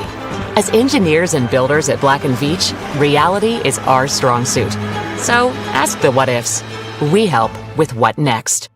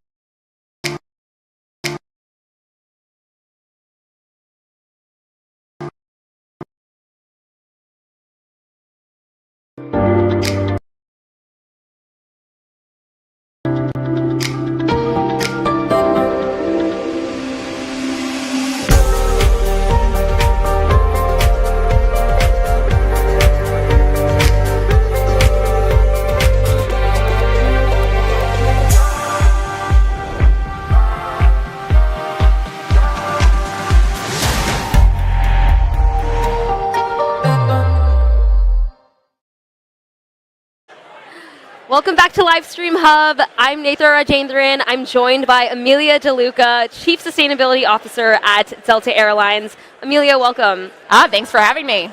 Yes, so Delta, we're just going to get right into it. Delta recently released their roadmap to net zero by 2050. Can you tell us more about the sustainability initiatives within it and those key functionalities? Yeah, absolutely. Well, think about an airline a lot like you think about the automotive industry when you think about things that we can do. So we are hard at work at renewing our fleet. It not only provides a better customer experience, it's also way more fuel efficient. So every new aircraft we take is 20 to 25% more fuel efficient. We'll continue doing that. We're also very hard at work saving 10 million gallons of jet fuel every year through our Carbon Council, which is a company-wide initiative to save jet fuel in ways in which we land, how we operate on the ground, and also putting less weight on board. Then the big one, of course, is sustainable aviation fuel, because those things together won't get you to net zero. And so you need a new fuel source. You need to move away from fossil fuels and move to a fuel that comes from renewable resources that ultimately have a zero emissions footprint in the future. And so it's a nascent industry. It's new. We use 4 billion gallons of jet fuel today, and we only have access to about 5 million gallons of sustainable aviation fuel. So the task is daunting, but it's a very aligned plan across the industry, and I'm really confident we'll get there. Absolutely. And you mentioned those sustainable aviation fuels, and of course travel emissions are under the microscope right now. What does that scale up and production look like to implement this into the wider stream market? Well, I think one thing just very quickly to address is, so sustainable aviation fuel is flying today. If you fly out of California on a major airline, you'll likely have a little bit of sustainable aviation fuel. But the fact is there's only enough sustainable aviation fuel in the world today to power the world's commercial airlines for one single day. So it just kind of shows the daunting scale. So it's really all about understanding what are the renewable feedstocks that are available. Part of what is making it a little challenge today is the ability to produce it today comes from used cooking oil. There's a limit to how much used cooking oil that there is in the world today. So we start to look for more feedstocks that can be scaled. Things like corn to ethanol is one that will have a pathway. And then in the future, when you really look to a truly green zero emissions product, you're talking about green hydrogen with captured carbon. Obviously, those are all resources that other industries are competing for. And so we're just hard at work making sure that the policies are in place to support SAF at both the federal and the state level, and that the ecosystem is built between our corporate and cargo customers that also need the product to making sure that it works in our fuel infrastructure that we have today. And so I think it's just a lot of work over the next couple of decades, but it will grow. Absolutely. Thank you so much for being here today, Amelia. Thank you I know for having you have me. another session coming up, but we appreciate your time, and we're looking forward to hearing more about Delta's sustainability initiatives. Awesome. Yes, thank you very much. Thank you. Thank you. Bye. Awesome. When it comes to infrastructure resilience, your big ideas may take a hit from reality. As engineers and builders at Black & Veatch, reality is our strong suit. So ask the what ifs. We help with what next.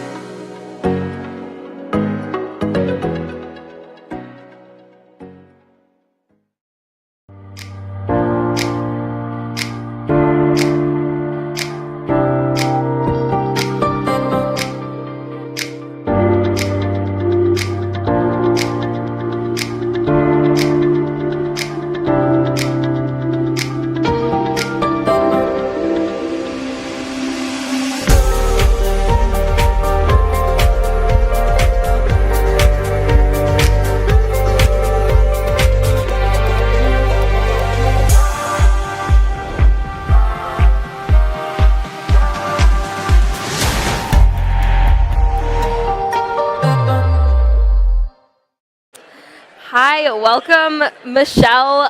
We were kind of just chuckling because behind the scenes you have your whole Microsoft cheerleading squad making funny faces and threatening to throw tomatoes. So it's going to be, you can already tell the energy is high here at GreenBiz.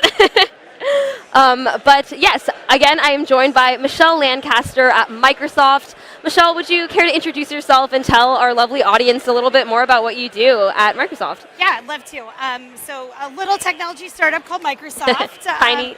We are really focused on right now how do we translate our sustainability experience into technology for other folks, and that's what I get to do every day. I run our go-to-market, and my only job is to think about how we take the intersection of data, AI, and sustainability and take them to make everybody accelerate their progress, which we all need. Yeah, and you mentioned progress, and as companies are moving from that pledges to progress phase, we're also faced with the rapid evolving of regulatory requirements. What are the issues, challenges, opportunities here? How is that affecting Microsoft, and how do you see customers preparing for those ESG regulations? Yeah, I think it's really interesting how fast we went from voluntary regulations to, as I call them, capital R reporting regulations. These are things that carry financial penalties along with them. So what we're seeing in Europe with CSRD as well as in the US with SEC and some of the California regulations, we're really seeing customers who have long been tracking their progress on things like Excel sheets, which we love, but they're really looking for a new round of rigor, a new round of quality, really like audit readiness. And so if you think about how companies prepare for their 10K or their financial filings, they're not living and breathing off of a year-old data on an Excel sheet. They're really looking for more sophisticated systems, and that's what we're seeing from our customers. They're really looking for pathways to make reporting a little bit easier, and one of the big things that we've seen is that people are really looking for reporting solutions, but it's not too long before you get into a reporting solution that you realize it's really hard to do reporting without data, and that's obviously where Microsoft comes in. Absolutely. And Microsoft is doing more than just reporting. I mean, you guys have internal initiatives going on. You mentioned in a recent interview with Insight Success that you feel that sustainability is a part of everyone's job at Microsoft. So what do those internal initiatives look like? I know you have a green team at Microsoft going 10,000 strong plus, 10,000 plus strong, as well as other, of course, water positive initiatives and things like that. Share a little bit more about that, if you could. Yeah, absolutely. I think we're really lucky to have been at a company that has been taking this work seriously for a long time. So we started out with a carbon neutral commitment in 2012, and we've grown up from that to become a carbon negative, water positive, and zero waste company by 2030. We have had to make that part of everybody's job. And so, yes, we've got a volunteer organization. We've also really started to think about what does it take to drive that cultural shift? Because reaching those kinds of commitments at a company like Microsoft or any size company can't just be the job of the CSO and the 10 people that work in the sustainability office. You have to change business practices. That means you have to change hearts and minds. So like we're in a little bit of a change management business, I think, all the time. And as we've gone through that work across the board, we found two things that are really the key. The first is that you've got to understand what problem you're solving, and once you've defined the problem, then everybody can find their intersection in that.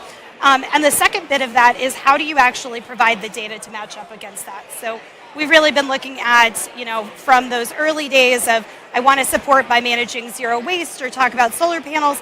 All those things are very important. The community is led on that work.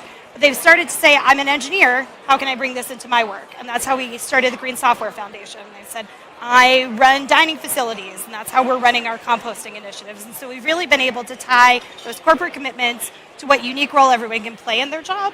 And with that, we've started to see some really interesting metrics that we've started to grow around. Yeah, and to tap into that a little bit more, what are some of the examples of those initiatives that some of the employees or departments have spearheaded? One of my favorite ones is some work that a team did initially around a hackathon project, which was to do something that you think maybe we should have been doing a long time ago, was really understanding what is the sustainability imprint of a piece of code. So we can understand it at the data center level and at initiatives. What's efficient code look like? What does green software look like? And so we had a team that really sat down and said, we think we can measure the energy emissions associated with this.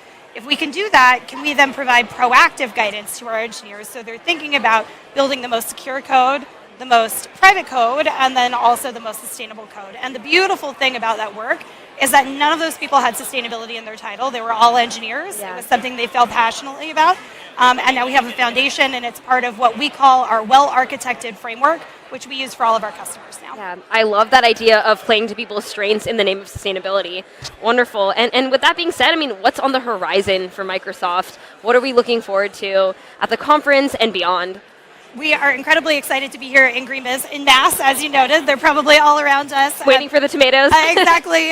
But as a lead sponsor, GreenBiz has always been the place to have the important conversations with the people who are leading the charge. And so we're really excited to be back with our ability to show some demos of what we're doing. I'm super excited to be back this year because tomorrow, on February 14th, our Valentine's Day present for everybody is that we've got new capabilities coming to the products that we have. So I can't tell too much more about that, but if you tap over to the Microsoft page, there is an aka.ms/sustainability digital event. You can get registered, and even if you don't get registered, you can check out what's happening. But big stuff coming in data and AI tomorrow. We love that news just in time for the holiday. And thank you so much, Michelle, for being here. We really appreciate Microsoft's role in GreenBiz and also your role at Microsoft. We're so excited to continue the conversation beyond Livestream Hub and to have you here. Awesome. Thank you so much. Thank you.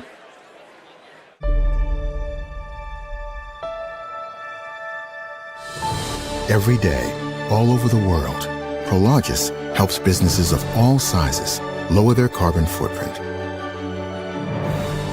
and scale their supply chains. With a portfolio of logistics and real estate and an end-to-end solutions platform addressing the critical initiatives of global logistics today. Learn more at prologis.com.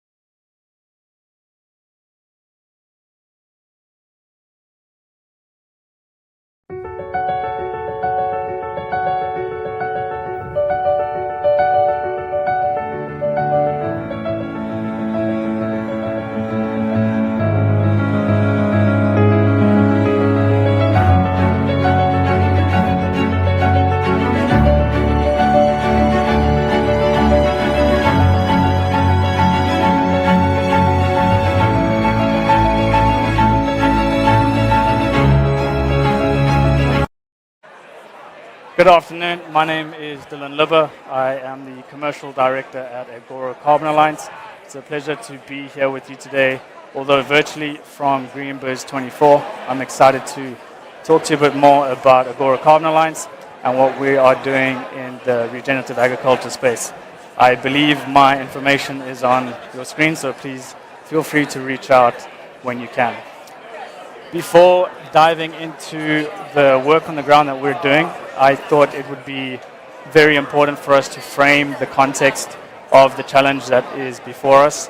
To reference the World Economic's latest report on the ag sector, 14% of GHG emissions are coming from crop and livestock production activities within the farm gate itself.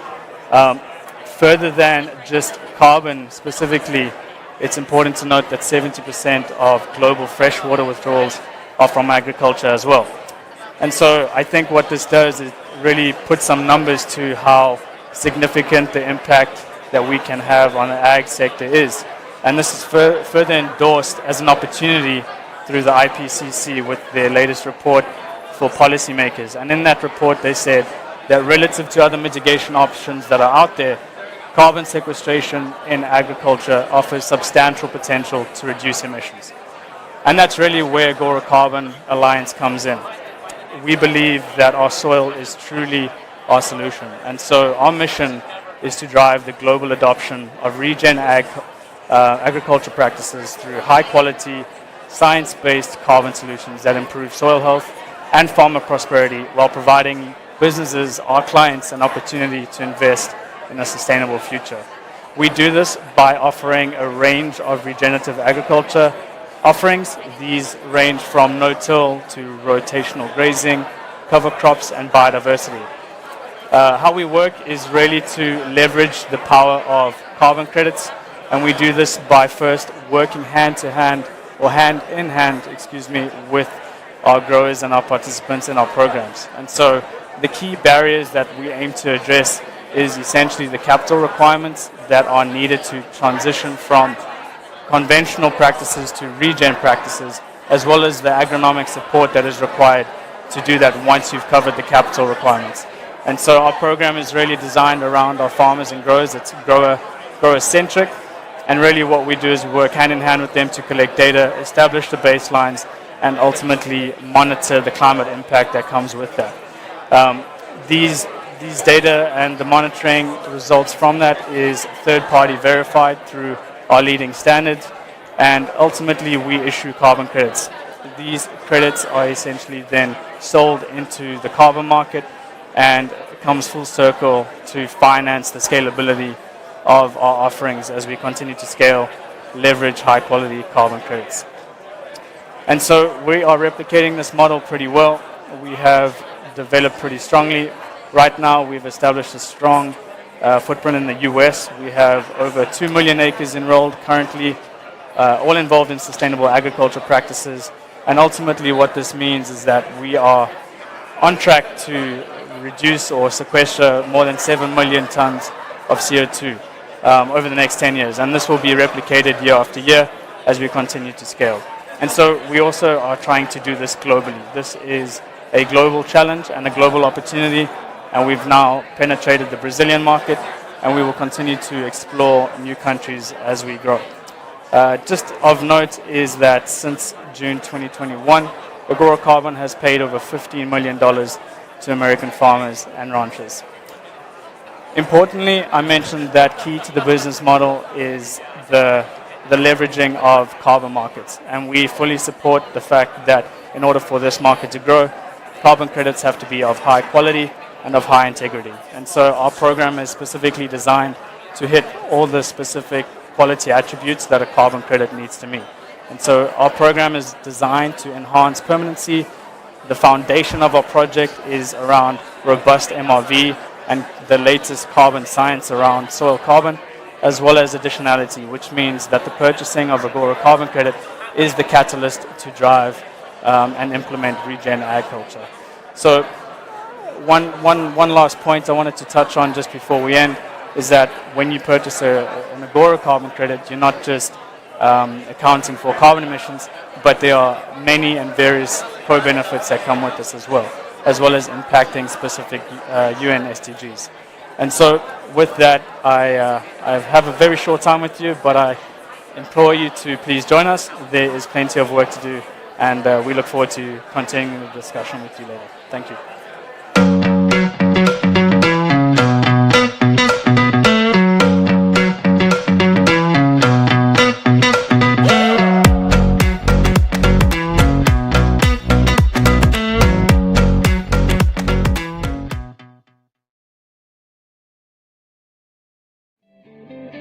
Reaching net zero is a coordinated and collaborative global effort of unprecedented scale. It is a journey the world takes together. At Microsoft, we announced 4 bold new commitments in 2020. Carbon negative by 2030, water positive by 2030, zero waste by 2030, protect ecosystems. Building on these commitments, we're grounding our work in 3 focus areas. Our sustainability journey, sustainability technology solutions, global sustainability transformation. We are advancing the sustainability of our business. And as we learn from our progress, we innovate and share with others. Creating sustainability solutions for operational efficiency and environmental impact while enabling and tracking carbon reduction. Cornfield. The climate can't be saved by one country or one company. So we're supporting the societal infrastructure of a sustainable world, making significant investments in research, development, and partnerships to drive climate innovation forward. Net zero is ambitious, but working together, it is achievable. Learn more at Microsoft.com/sustainability. Microsoft logo. Welcome back, and a huge thank you to Agoro Carbon for sponsoring the live stream hub as well as for that fascinating presentation. I am joined now by Michael Schwabel from NRG Energy. Michael, thanks for joining us today. My pleasure. Thank you for having me. So to start out, can you tell me a little bit about your role at NRG and what initiatives you have going on right now to address decarbonization? Sure, that's a great question. So I work with our external sustainability group, and what that means is we work with some of our existing customers, whether they're getting carbon-free energy, whether they're procuring RECs through us, and then we work with some other customers that just came to us for sustainability work, whether that's trying to get a science-based target, submit to CDP and the like. And what we do is we try to use both quantitative and qualitative methods in that sustainability work, because that could be a bit tricky sometimes in understanding what's there and how to measure those facets. So we do that, and we always make sure to create new metrics and measurements that are kind of intrinsic to understanding that sustainability space. Now, I think you asked about decarbonization as well. We work very well with our internal sustainability team, and we leverage the wins and the lessons learned. And so probably the best way to talk about decarbonization is our 4 levers in our TCFD report, which are decarbonizing some of our existing business lines, diversification of our low carbon energy offerings, divesting from some select high emission assets, and also deploying these new offerings. So those are part and parcel to what we're doing along our decarbonization journey. Yeah. You touched on this point that is such a big piece of this event. This idea of the quality and the quantity of what you are doing as far as your decarbonization efforts. How do we actually know that the initiatives we're doing is making the impact that we wanted to?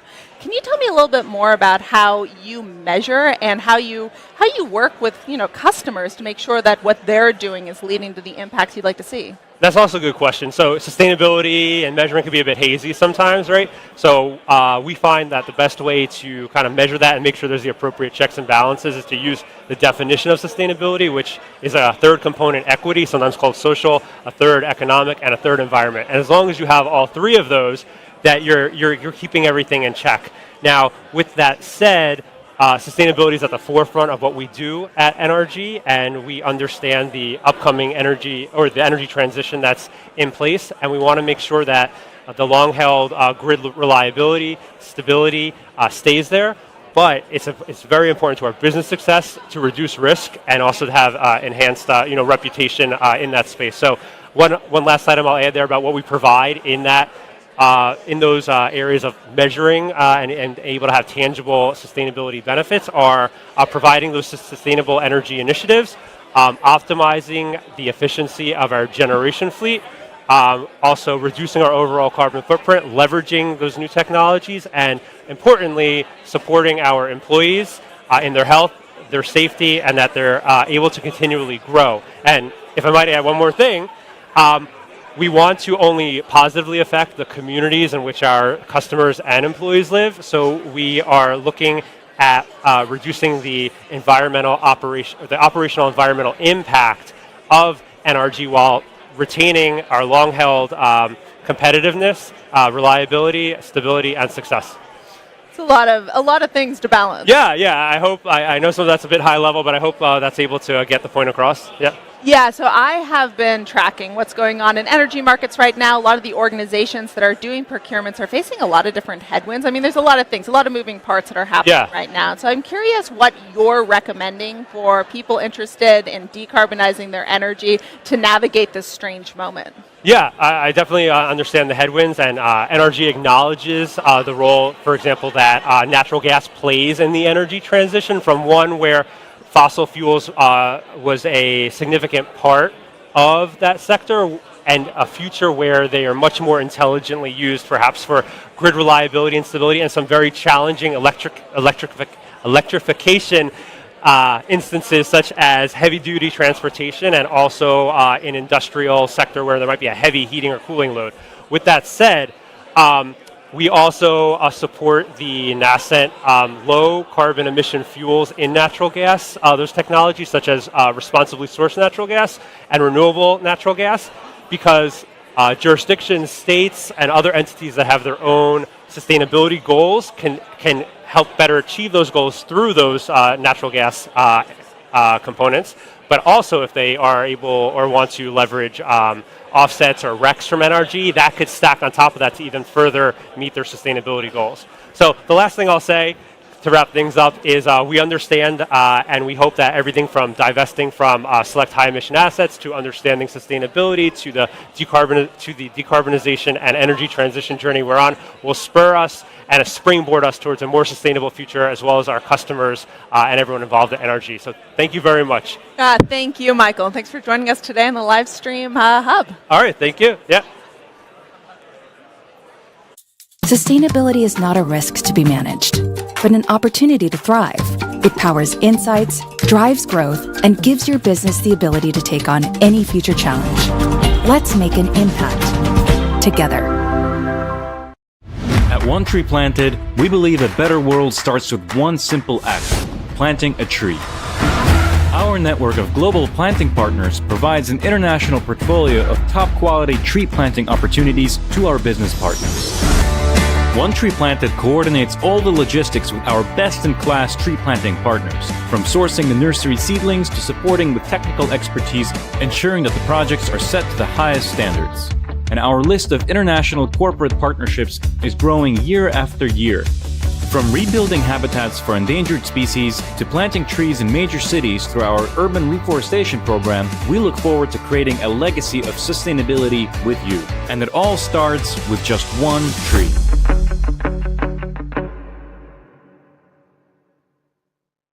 Copper demand is set to double globally by 2050.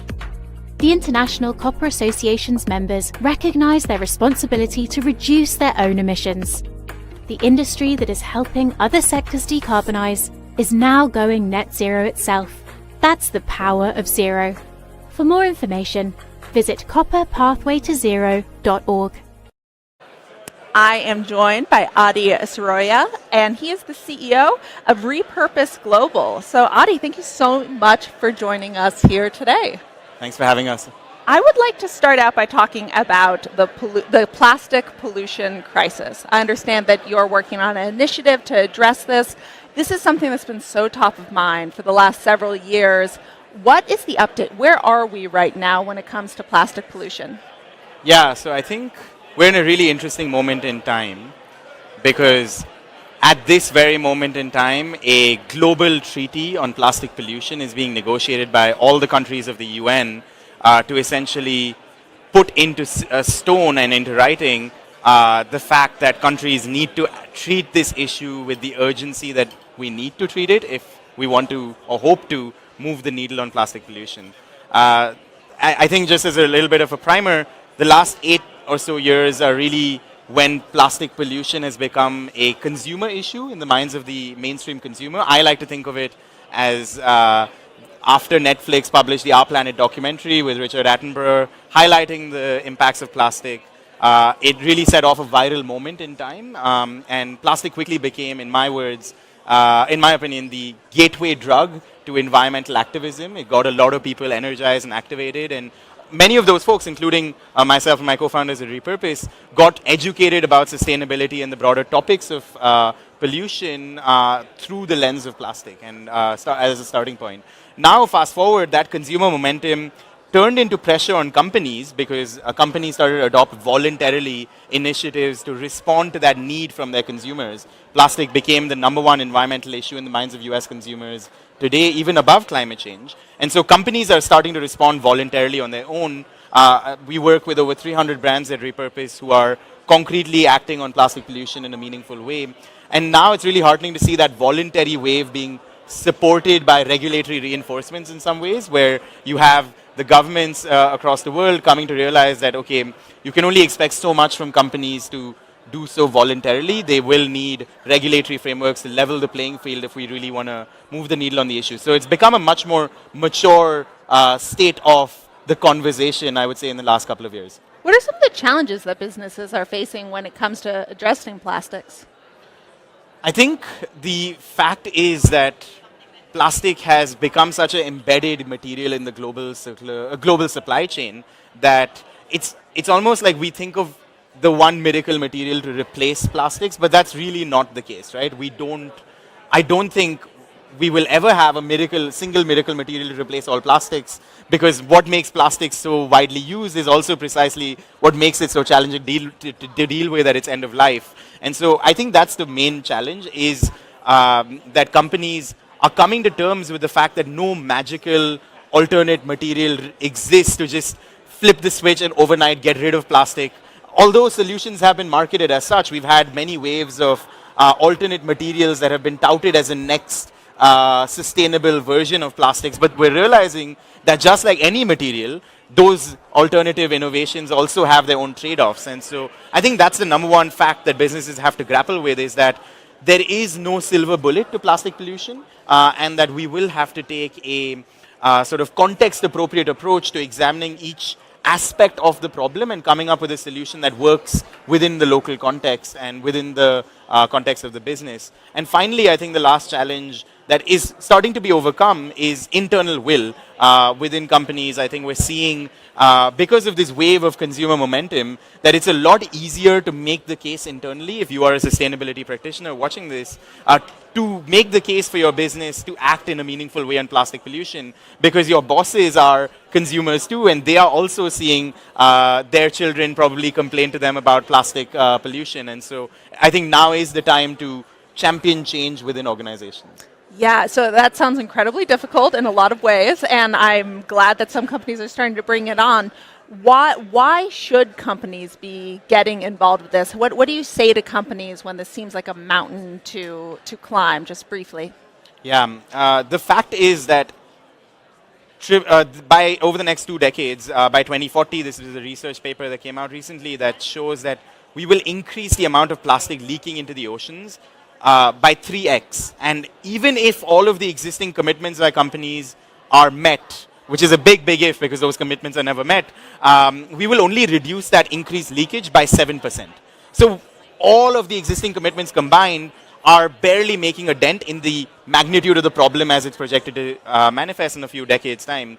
And so I think beyond the state of urgency, my call to action in terms of responding to the issue of plastic pollution, my call to action for businesses is to recognize the opportunity that exists, because particularly for the CPG brand ecosystem, their primary means of engaging with their customer is through their packaging. And whether that packaging is using plastic or is even avoiding it, it's a great forum to tell the story of how your brand is acting on an issue that consumers care about deeply, which is plastic pollution. And so we have a lot of brands today. 50% of the brands that we work with are actively replaced plastic in their packaging altogether. They're using metal or other materials, and they're doubling down on that because consumers are also not satisfied with a do no evil approach. They are calling for an actively do good type of approach, because that is the mentality that we need to operate with if we want to really solve for the problem at a systematic level.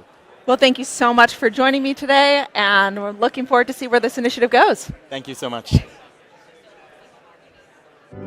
The future belongs to the bold. Bold leaders, making business more sustainable and resilient now to create long-term value and deliver a competitive edge. Now is the time for bold solutions. Take action with KPMG. From decarbonization to cutting costs to price stability, whatever your goal, wherever you are in your sustainability journey. We're the right partner to help make your goals a reality. End to end, every step of the way. Walk with us, and let's make it real.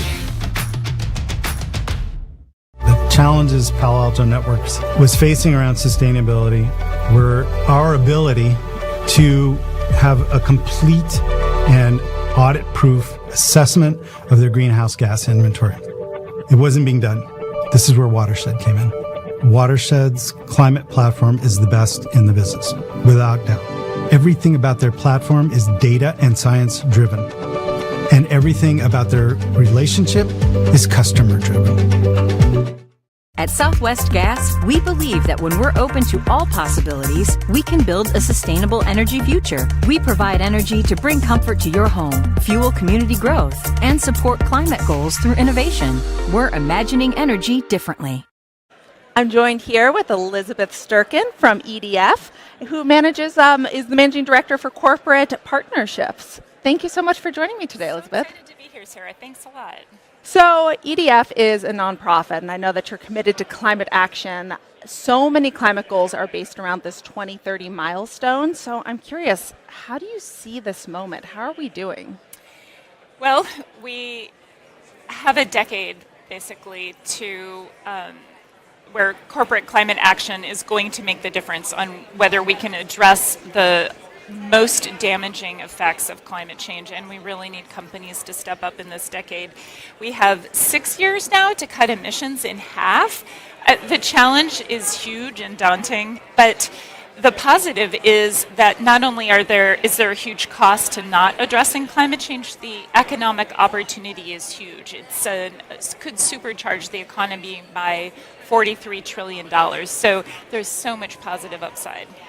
So I think of EDF as one of the major environmental organizations. The Environmental Defense Fund is what EDF stands for. I recognize some people may not be familiar with the work that you do or what you do to engage corporations. Can you tell me a little bit about your work? Sure. EDF brings science, economics, and partnerships to the most pressing issue of our time, the climate crisis. And we at EDF Plus Business have been working together for 30 years with some of the most signature companies to try and scale sustainability solutions.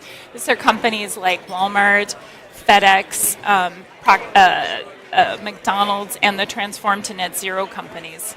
So recently at COP28, we launched the Dairy Methane Action Alliance with Danone and some of the world's largest food companies to address the urgent global issue of dairy methane. So super excited about our work with companies. Yeah. I've also heard quite a bit about the Net Zero Action Accelerator. So what is this? How does it work? And how can the GreenBiz audience benefit from it? Thanks, Sarah. I'd like to think about our accelerator as the one-stop shop for net zero. It is really a bunch of what EDF does best, bringing the best of our science, our policy, and markets expertise, plus partners leading resources such as Deloitte, Women Business, Race to Zero, and others. And it's really trying to help companies know what to focus on and how to do it. If you're uncertain about how to achieve your sustainability goals, I think the accelerator can really help you do that. It's netzeroaction.org. It's a free resource. We've trained thousands of people already. There are 25 pathways, 75 action steps covering 6 industries. And the idea is, again, to help companies figure out what to focus on and how to do it.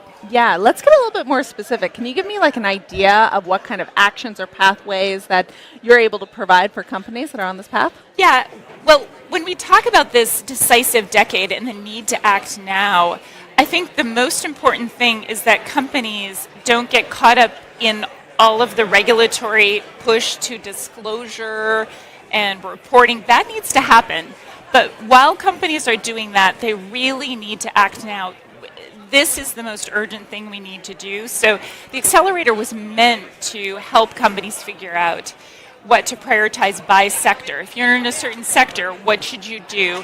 how do you go about it? The training, the coaching, really, it's all about getting action now. I can't keep saying that enough because, if we don't do that, we'll be in a really difficult situation. So the choices we make now make a difference, and that's what EDF's trying to do with our Net Zero Action Accelerator. Yeah. You just noted how important corporations are in making this action happen. And we only have 6 years left, as you noted, to half our emissions. So I also recognize that we're at this sort of like strange economic moment where it feels like some companies are like pulling back or like their teams are shrinking. How are you seeing these two things match up? Like where are companies right at right now at their sustainability goals? How bullish are they staying, and what can we do to get them to stay on track even during headwinds? Yeah, that's a great question, Sarah. I really think it gets down to making sure that those leading companies are still leading the way. EDF works with those companies trying to figure out what do we need to do to get to net zero. But then it's really about helping others along, right? It's pushing that demand signal down your supply chain. I think the Net Zero Action Accelerator can help with that. But however you do it, pulling your suppliers along. And then, like my friend Bill Weihl just said, it's policy, right? We've got to raise the floor. We can push the ceiling, but we've got to raise the floor if we're ever going to have a chance of achieving net zero by around mid-century. So what keeps you up at night? What keeps me up at night? That is such a good question. I think the thing that keeps me up at night the most is we who are fighting this fight, losing that sense of hope and agency and action, right? The most important thing that I can do is touch another person on this journey and bring them along. And I think it's the next generation, right? It's my children, but it's our peers, it's our colleagues. And it's across this country and across this world. We've got to have that for a just and equitable, climate-stable world, period. Elizabeth, thank you so much for joining me here today and for all of these words of wisdom. Thanks, Sarah. Appreciate it.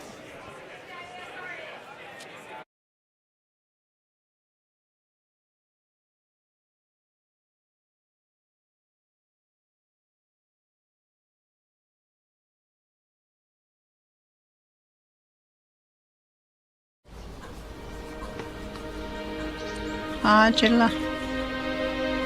What did discuss?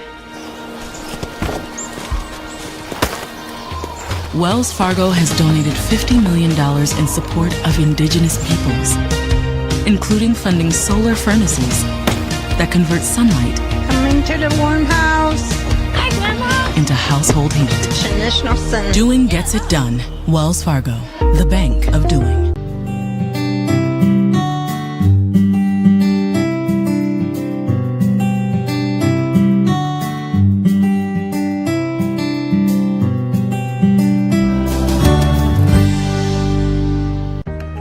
America knows that a sustainable future is only possible if we make real progress now. At Constellation, we've already begun. We are the nation's #1 producer of clean, carbon-free energy, generating nearly 90% carbon-free power today. And we're committed to producing 100% carbon-free electricity by 2040. Together, we're creating a brighter tomorrow today. Power on, America. Hello there. Welcome back to the GreenBiz 24 live stream. I'm climate comedian Stuart Goldsmith, and I am joined for 10 minutes of scintillating conversation by the CEO of FidoTech, Victoria Edwards. Hi. Hello, Victoria. Nice to meet you. Again. Nice to meet you too. We've met each other a few times. We went running this morning. We went running in the dark. And we saw real cacti. We did. No coyotes, but cacti. Yeah, I think I stepped over some coyote poo, which is par for the course for the Arizona experience. Have you changed your shoes? Yeah. So I have, yeah.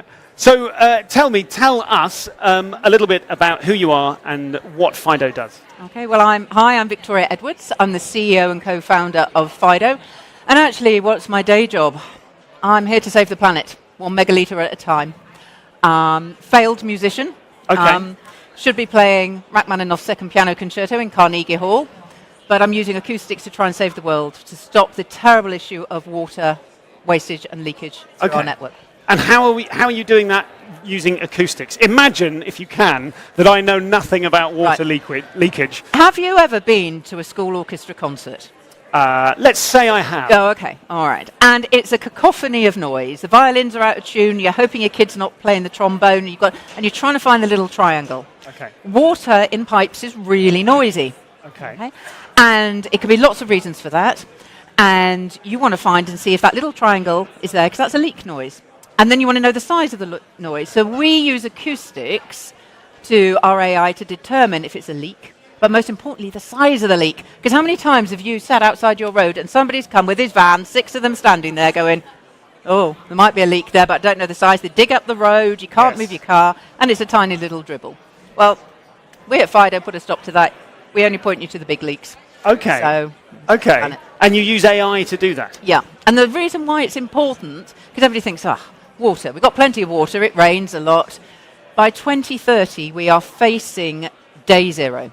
That is the day you turn on the tap and there's just no water. It's happened in Johannesburg in 2018. It happened even here in the US this year. It's going to happen all over the world. 25% of the population face water stress at least 1 month of the year. Yet nobody is talking about it. The politicians are talking about net zero. Very worthy, but day zero, if we don't have water, we're not going to be able to use that great technology to help us stave and reduce climate change. Why do you think that is? Why is there so much focus on net zero and not day zero?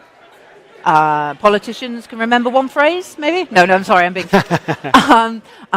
they work exceptionally hard. Because water is just a given, we need to change the language about water. All right? It is the thing that sustains all life. And it is what civil war is going to be fought over. If there is no water, it sustains communities, it sustains nature, it sustains businesses, it sustains whole society.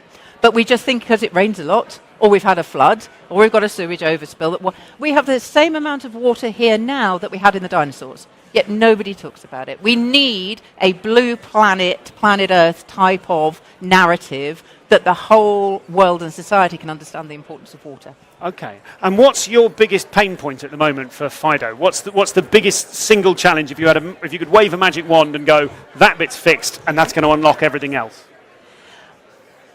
It's about speed. It's about action. A little bit like Elvis, a little less conversation, a little more action, please. That's what we need. I've got a great team in FIDO. I'm just the loudmouth one that wanders around the world trying to bash heads together to change the language about water, to get it right at the top of the agenda.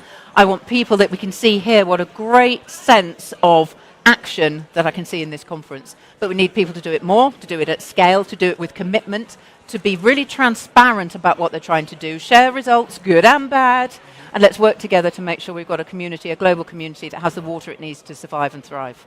And what's your position, but bearing in mind day zero, what's your kind of official position on hope?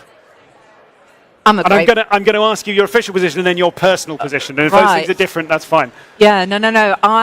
Why do I get up every day to do this? Why I've been, you may call me a serial entrepreneur. I fidgeted throughout my life and I rested on FIDO. And for me, it's what matters. I want to create a world without water scarcity.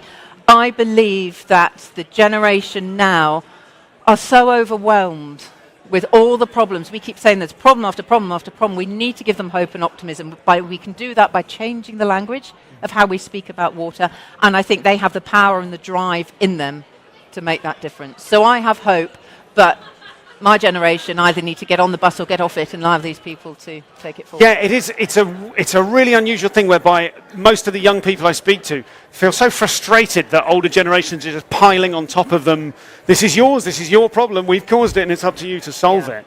Yeah. How does what young people can do kind of factor into what you're doing with FIDO? So what we've decided to do, AI, everybody puts AI at the end of everything, and a lot of it isn't. That's a whole nother snake oil topic.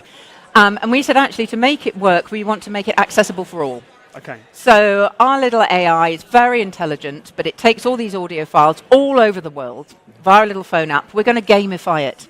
Okay. Because our AI developers, I asked them what they do at weekends and stuff like that, and they said, we go geocaching. And I went, what's geocaching? Okay. And so you've got the kids out, and they take the little app, and they'll suddenly say, FIDO will say, great, you found a leak as you're cycling to school, and it's a large one. Well done, Fred. And then the utility company can have a positive conversation with that household, because normally you either get a bill, you've got sewage, or you've got leak. It's always negative. Okay. So the kids get involved, it's gamified, they can see how much water they're saving, they can donate it to another part of the world, let them take control and drive the agenda. And that happened really well with the sewage app they did in the UK. Okay. When Surfers Against Sewage. Yes. Yeah, they every time they saw sewage, they put a mark on the map, went viral to such an extent that the Environment Agency had to act. Okay. That's what we want. Okay. Catalytic communities at scale, solving the problem. And let's go on then to your personal feelings, like your kind of less official personal feelings about hope. How are you coping with your mental health, working as you do in a climate-related subject? I just keep going. I go running. I do have hope.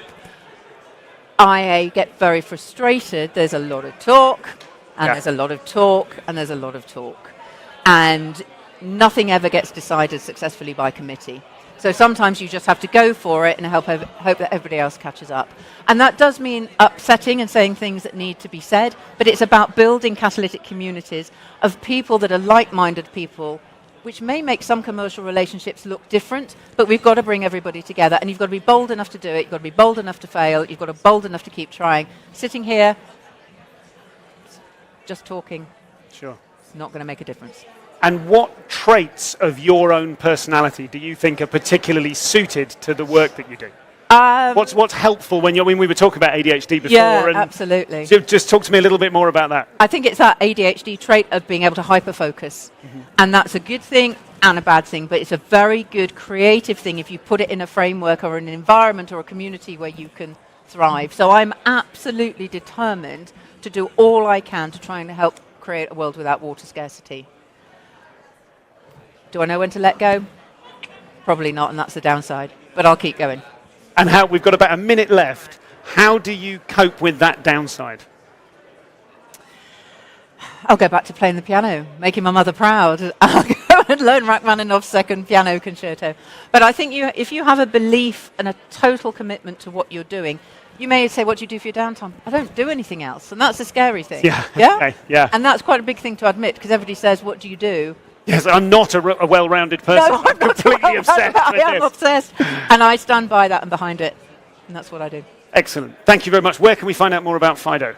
It's just on the website. Social media, we're really good on social media. It's just at fido.tech. And come and join us. Be part of our catalytic community, and let's stave off day zero. Thank you very much. Thank you. That's Victoria Edwards, everybody. Thank you very much. Now, while Victoria Edwards goes and swaps her microphone with my next guest, it is up to me to cover for a few seconds, but I'm pleased to say that few seconds has come to an end. How's about that for a link? That is, you call it vamping in the States, don't you? So would you please welcome, and I don't know why I'm asking you to welcome, because you're sat at home or perhaps on a bus watching this, our next guest here at the GreenBiz 24 live stream. This is Michael Martin. And you are the CEO of Our World. I am the CEO of Our World. And you're the CEO of loads of other things as well. We were talking earlier on. Well, I started a bunch of companies and a bunch of campaigns, a bunch of initiatives. I'm also CEO of Effect Partners. Okay. Which is a company which works to identify major sustainability issues. We come up with companies or concepts, become campaigns and movements. Okay. And it's one of those things where we work to use pop culture and capitalism to create change. That is such a great strapline. Pop culture and capitalism to create change. Tell us a bit about how you're doing that, specifically with Our World. And just tell us, I know what Our World do, but tell us a bit about that. Well, I'm work with U2. I'm the Chief Sustainability Officer for the band U2. And we toured with them over the years, and you'd see the waste that's generated. And over the years of also greeting other festivals and so you see the amount of waste. And I was in Europe with them, and I saw that there was reusable cups happening over there, but it's not happening here in the States. And I said, we really got to do that. So back in 2017, I worked with them and said, do you mind if we start this company together? We started the company. It's called Our Cup at that time. And the idea was, how do you build a reuse movement? So what Our World is building the national infrastructure, building the movement and the platform for reuse. We focus on making sure it's right environmental, making sure it's right from operational ease, and it's exciting because what we've done is partner with some of the world's leading artists. We're building a movement. We're working with the White House. We're working with leading environmental organizations. I have just an amazing team. what we do is we partner with cities, and we build wash hubs and economic development zones to sort of help revitalize cities. Okay. We hire a lot of second chance folks. We're currently operating in Seattle, San Francisco, Los Angeles, Las Vegas, Denver, Minneapolis, and DC, and we're adding a whole bunch of other markets to build a national reuse solution. And what does that look like? Is that what a wash hub is? That's like a central depot to which your reusable cups can be returned? Yeah, exactly. We will. Here, I have a visual aid here. Oh, a visual aid. Look at this. We make ugly cups. Okay. So people don't want to take them home. Okay. Right? Yeah, and that's a deliberate part of the design. Totally true. And there's a QR code so people can scan it and learn about the single-use waste crisis and their role in it. And so wash hub. It's a very advanced wash system. And it involves, really, we've got directors, we've got drivers, we've got wash technicians, amazing committed people team. We got trucks, we got bins, we will drop off and pick up when it's needed. We have a tech platform for people to order. We have artificial intelligence quality control system.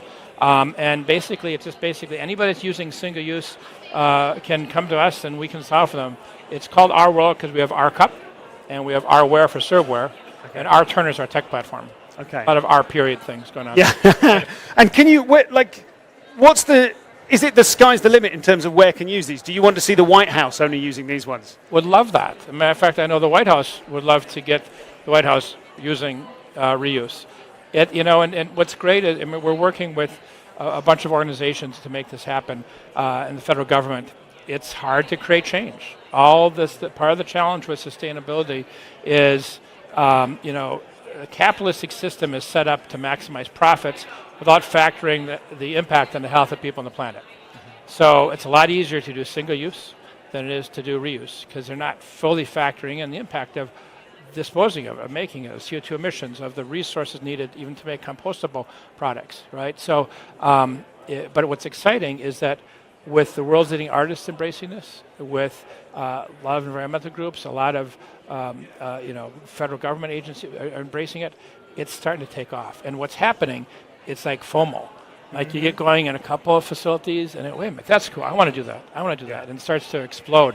And what's cool is that, we started off because of my background in a lot of music facilities, but we're now in a whole bunch of different verticals. We're in museums and zoos and corporate campuses and universities and schools. I love classrooms where you typically use single-use containers to put a sandwich, an apple, and a juice box in it. Yeah. Kids eat it, throw it out. So now they're using our ware to be able to not do that, not throw it out, reuse it. And were you a music industry person before? Is that how you had the connection with U2 that started it?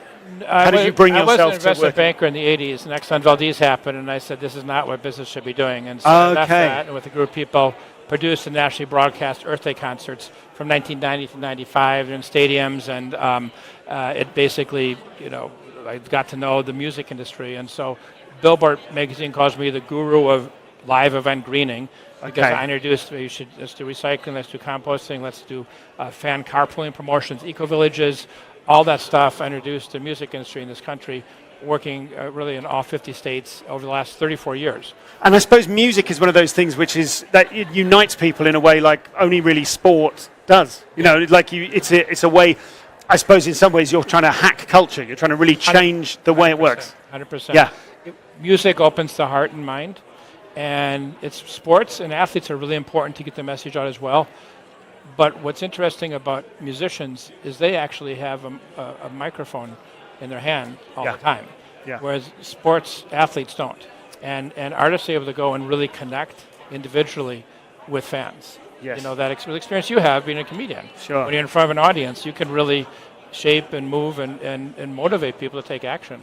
And what are the biggest blocks to world domination of our world? Or at least this, even if it's not you doing it, to change culture, so we do that. Right. What's in the way? What's the biggest thing you need to overcome? Well, and we started the movement in this country. There's now several other companies doing it, which is great because now it's an industry and it's happening. There's several obstacles. One is apathy, misinformation. People think single-use aluminum cups are great for the environment. they're the worst thing you can do, 86% more CO2 emissions. People think compostable cups are great. They don't work. They contaminate recycling systems, use a lot more resources. People don't know what to do with compostable cups. Right, yeah. And so they end up throwing them in the trash because they think, oh, it's compostable, Right. great, I can throw it away. If it goes into recycling, it contaminates the recycling load. And so there's apathy, there's misinformation, there's existing infrastructure, and we just get our cups this way. I'm not going to change. Right? There's which is inertia. It's more convenient to use a single-use item. Yeah. Right? And that's the thing that we have to try to work on, is educating people about it may be more convenient in the short run, but it's having huge problems on a macro level. Yeah. Do you think that message can get through to people, given how much we all, as human beings, we all just love convenience? We love the idea of there's a thing and I've eaten the thing and I'll throw it away. Do you have hope that within our lifetimes that will change on a sort of global level, that attitude? I totally do. I mean, I joke, I say if you're over 45, it's impossible to execute reuse at a venue. If you're under 45, you do everything in your power to execute it. Yes, okay. It's just sort of an arbitrary thing, right? And it's one of those things that from a consumer standpoint, you just got to make it easy. And the cool thing about these cups is they're a better drinking experience than single-use cups. Mm-hmm. So concessionaires have higher per head sales with this, right? They save money on not having to throw out stuff. Yeah. They save money on cleanup. Yeah. Right? Because we're at the Sphere in Las Vegas, and most of these cups are going into the R cup bins. Yeah. So the people don't have to clean up on the floor. Okay. And in terms of your own and how you've brought yourself to it, in terms of your personality, what are the qualities that you've really had to rely on in order to make this the success that it's been? Being crazy is the first thing. Go on. Being crazy, yes. Let's stay with that first thing. Tell me more about that. Well, I mean, I've made a career out of seeing something that I felt wasn't right or was needed. Whether, Earth Day, climate change, getting people, this is not right, we're not talking about this. I worked to launch the Prius with Toyota. I worked to grow the organic food industry, plant-based food industry. It's like, I see this stuff and I go, it just is not right. We got to fix this. It's like, it doesn't make sense to me. Yeah. And what ends up happening is I have this track record of 5 years later, it becomes a thing, right? So I am the crazy guy in the corner. I'm saying we should do this stuff. And so, okay. And yeah. So that reminds me of that George Bernard Shaw quote about all progress relies upon the unreasonable man. Yeah. Like you have to be unreasonable. You have to actually stand up and say, this doesn't work. This is wrong. We have to change. Well, and then the other thing I'd say is persistence. I think having humor. You have to have humor with this stuff and good connection with people. I'm so blessed with the people that I'm surrounded with, the people that have come to the organizations. Because really we have 50 people at our World, for example. Every single one of them, is working their butt off to make this work. And that's what you need. To create change, it's challenging. But if you create change, you see the impact and you can measure and quantify it. When I look back and I see the changes that have happened since I started this, I mean, it's a bummer for me because I want it to happen 30 years ago. Sure. But it's happening. It's societal change is slow, but you got to look at the big picture and see where it's going. Thank you so much. Yeah. Thanks a lot. Great talking to you. Thank you. That was Michael Martin of Our World and plenty of other things besides. And now we are going to welcome our final guest to this section. You will all know him, I'm sure, by reputation, if not by name. This is Jorge Fontanez, the CEO of B-Lab. Hello, Jorge. Hi, Stuart. Great to see you. Great to meet you. How are you doing? Good to be here. So tell me all about B-Lab. I feel like everyone watching this is going to know what a B Corp is, but what are there kind of misconceptions about what a B Corp is and isn't? I am so glad you asked the question because most people don't know B-Lab, the nonprofit behind certified B Corps. Okay. So we are a global organization. I get to lead U.S. and Canada, but we are one of 7 sister organizations committed to changing the economic system to make it more regenerative, inclusive, and equitable. Okay. Our work is first and foremost, about creating a set of standards that support companies through their sustainability journey.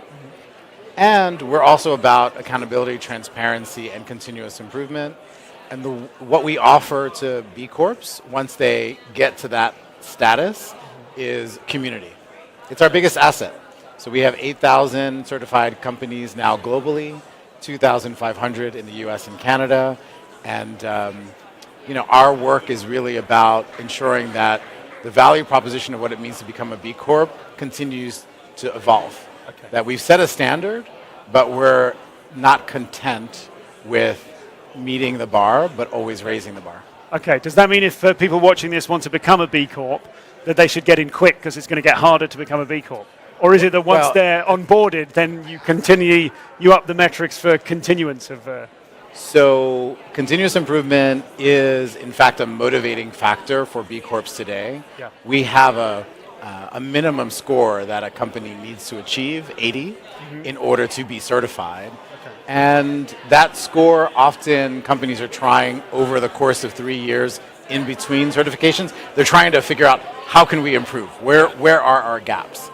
And we celebrate some of our B Corps that actually are the highest scoring, like Dr. Bronner's in the US. Now, our standards are also changing. So this is a big conversation within our community. B Lab has been around for 20 years. Our assessments have evolved over that time, but what it means to be a B Corp in the next 2 to 3 years will change fundamentally to a set of minimum requirements, and we're in an open consultation period, so we invite feedback right now on what that looks like. And what are the things, are there particular elements that you see people failing their B Corp status, or those gaps, let's not say failing, but the gaps which you need to say, you have to work on this? Do they have things in common? Do you find that there are certain industries that tend to overlook certain elements of that they need? Yeah, there is a lot of commonality about what companies need support in. So just to point out, over 250,000 companies have actually approached our open assessment tool. Okay. And from that data, we know that the average company gets to about a 56. Okay. So most companies actually don't achieve that minimum score. What are some of the gap areas? Many of the gap areas sometimes have to do with policies and procedures that they did not recognize they need to put in place for their workers. Okay. But on the other side, many of our B Corps are also working collaboratively on climate action. So, there's a lot of urgency today about how we lower greenhouse gas emissions and the overall global temperature of the planet. But there are also networks, communities of practice across the globe that are sharing what's working. And that is, I think, really the value of being part of the B Corp community. So, oftentimes we see companies making commitments, but they don't necessarily have the roadmaps. And what we're learning is that sustainability leaders are often tasked with a really big job, which is to figure out how to close the gap for their company. And there's a culture of not sharing innovations that we need to rethink in order to, I think, address the problem more quickly. Well, this was going to be my next question, because we just heard from Michael Martin from Our World, and he was talking about how they'd come up with this technology and they would do the reusable cups, and now loads of other companies were getting on board, and he said he put a very positive spin on that. Well, we like that because now it's an industry. Right. But I'm also interested in the other side of it, whereby if a company has made a particular leap towards something that gives them a competitive edge. That's right. Where does that sit with the idea of community and sharing and all going in the same direction? That must be a really huge hurdle to overcome. I think it is, and we have examples of how it can work. So, yes, we want to get to co-op.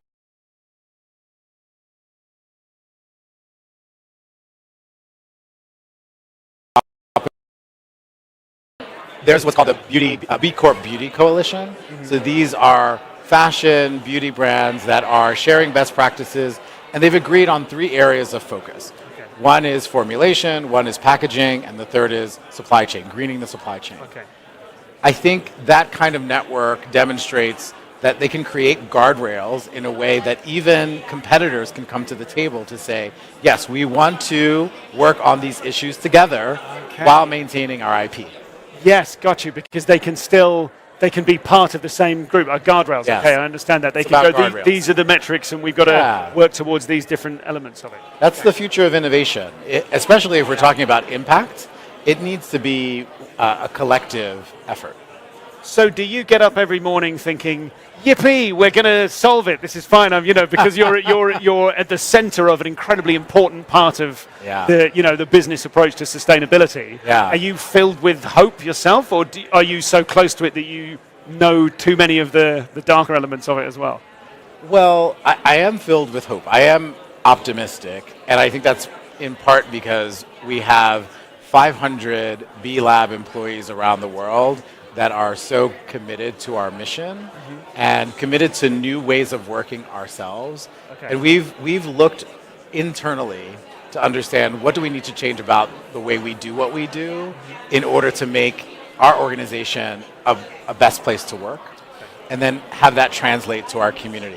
I actually don't see ourselves at the center. I think B Corp and the B Corps and the B Corp community is at the center, and we get to nurture this ecosystem. Because what we are calling B Corps especially to do in the US and in Canada is to speak out on issues. So if I may, there are 3 chapters to B Lab. The first chapter was there's a set of standards, change corporate practice, and many signed up to do that. The second chapter was we need to change some issues around the way policy directs and determines the way business operates, right? Okay. And so we did a thing, and that also has changed the face and what it means to be a B Corp today. Okay. The next step is to actually go outside of our comfort zones. We need B Corps to actually come together and decide what are the issue areas that we want to collectively ensure that our communities benefit from over the next few years or decade and years to come. Yes. And there's not a lot of legislation pending today around climate and social issues, but I think our community is ripe to try and frame what's possible.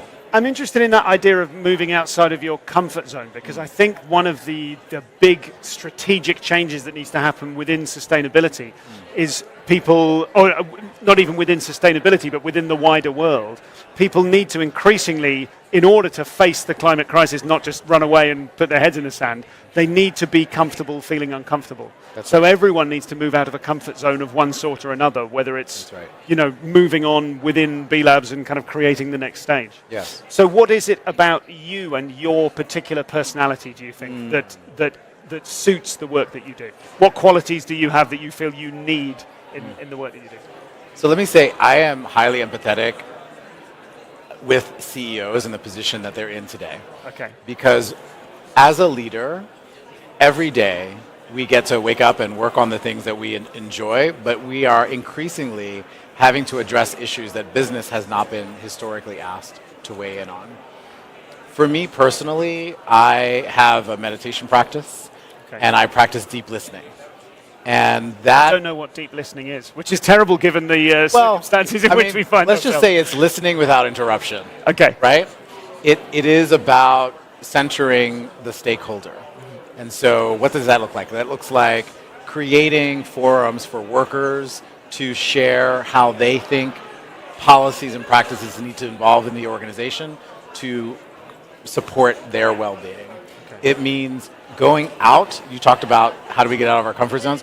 Going out into community and speaking with climate justice and social justice community leaders who have not historically had a relationship with business in the most positive way. Okay, yeah.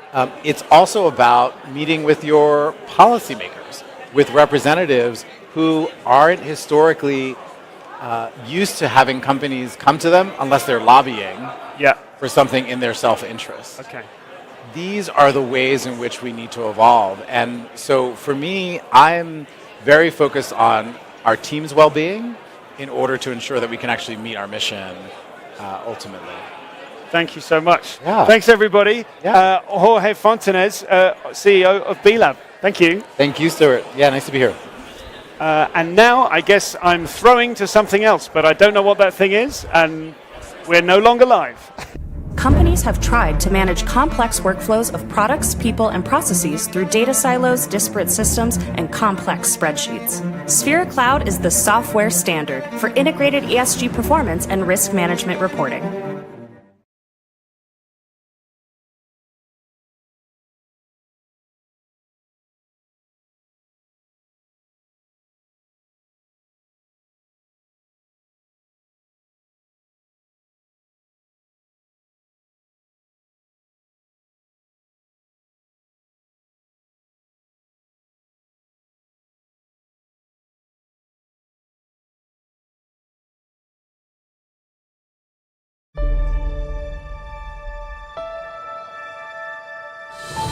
Every day, all over the world, Prologis helps businesses of all sizes lower their carbon footprint and scale their supply chains. With a portfolio of logistics and real estate and an end-to-end solutions platform addressing the critical initiatives of global logistics today. Learn more at prologis.com.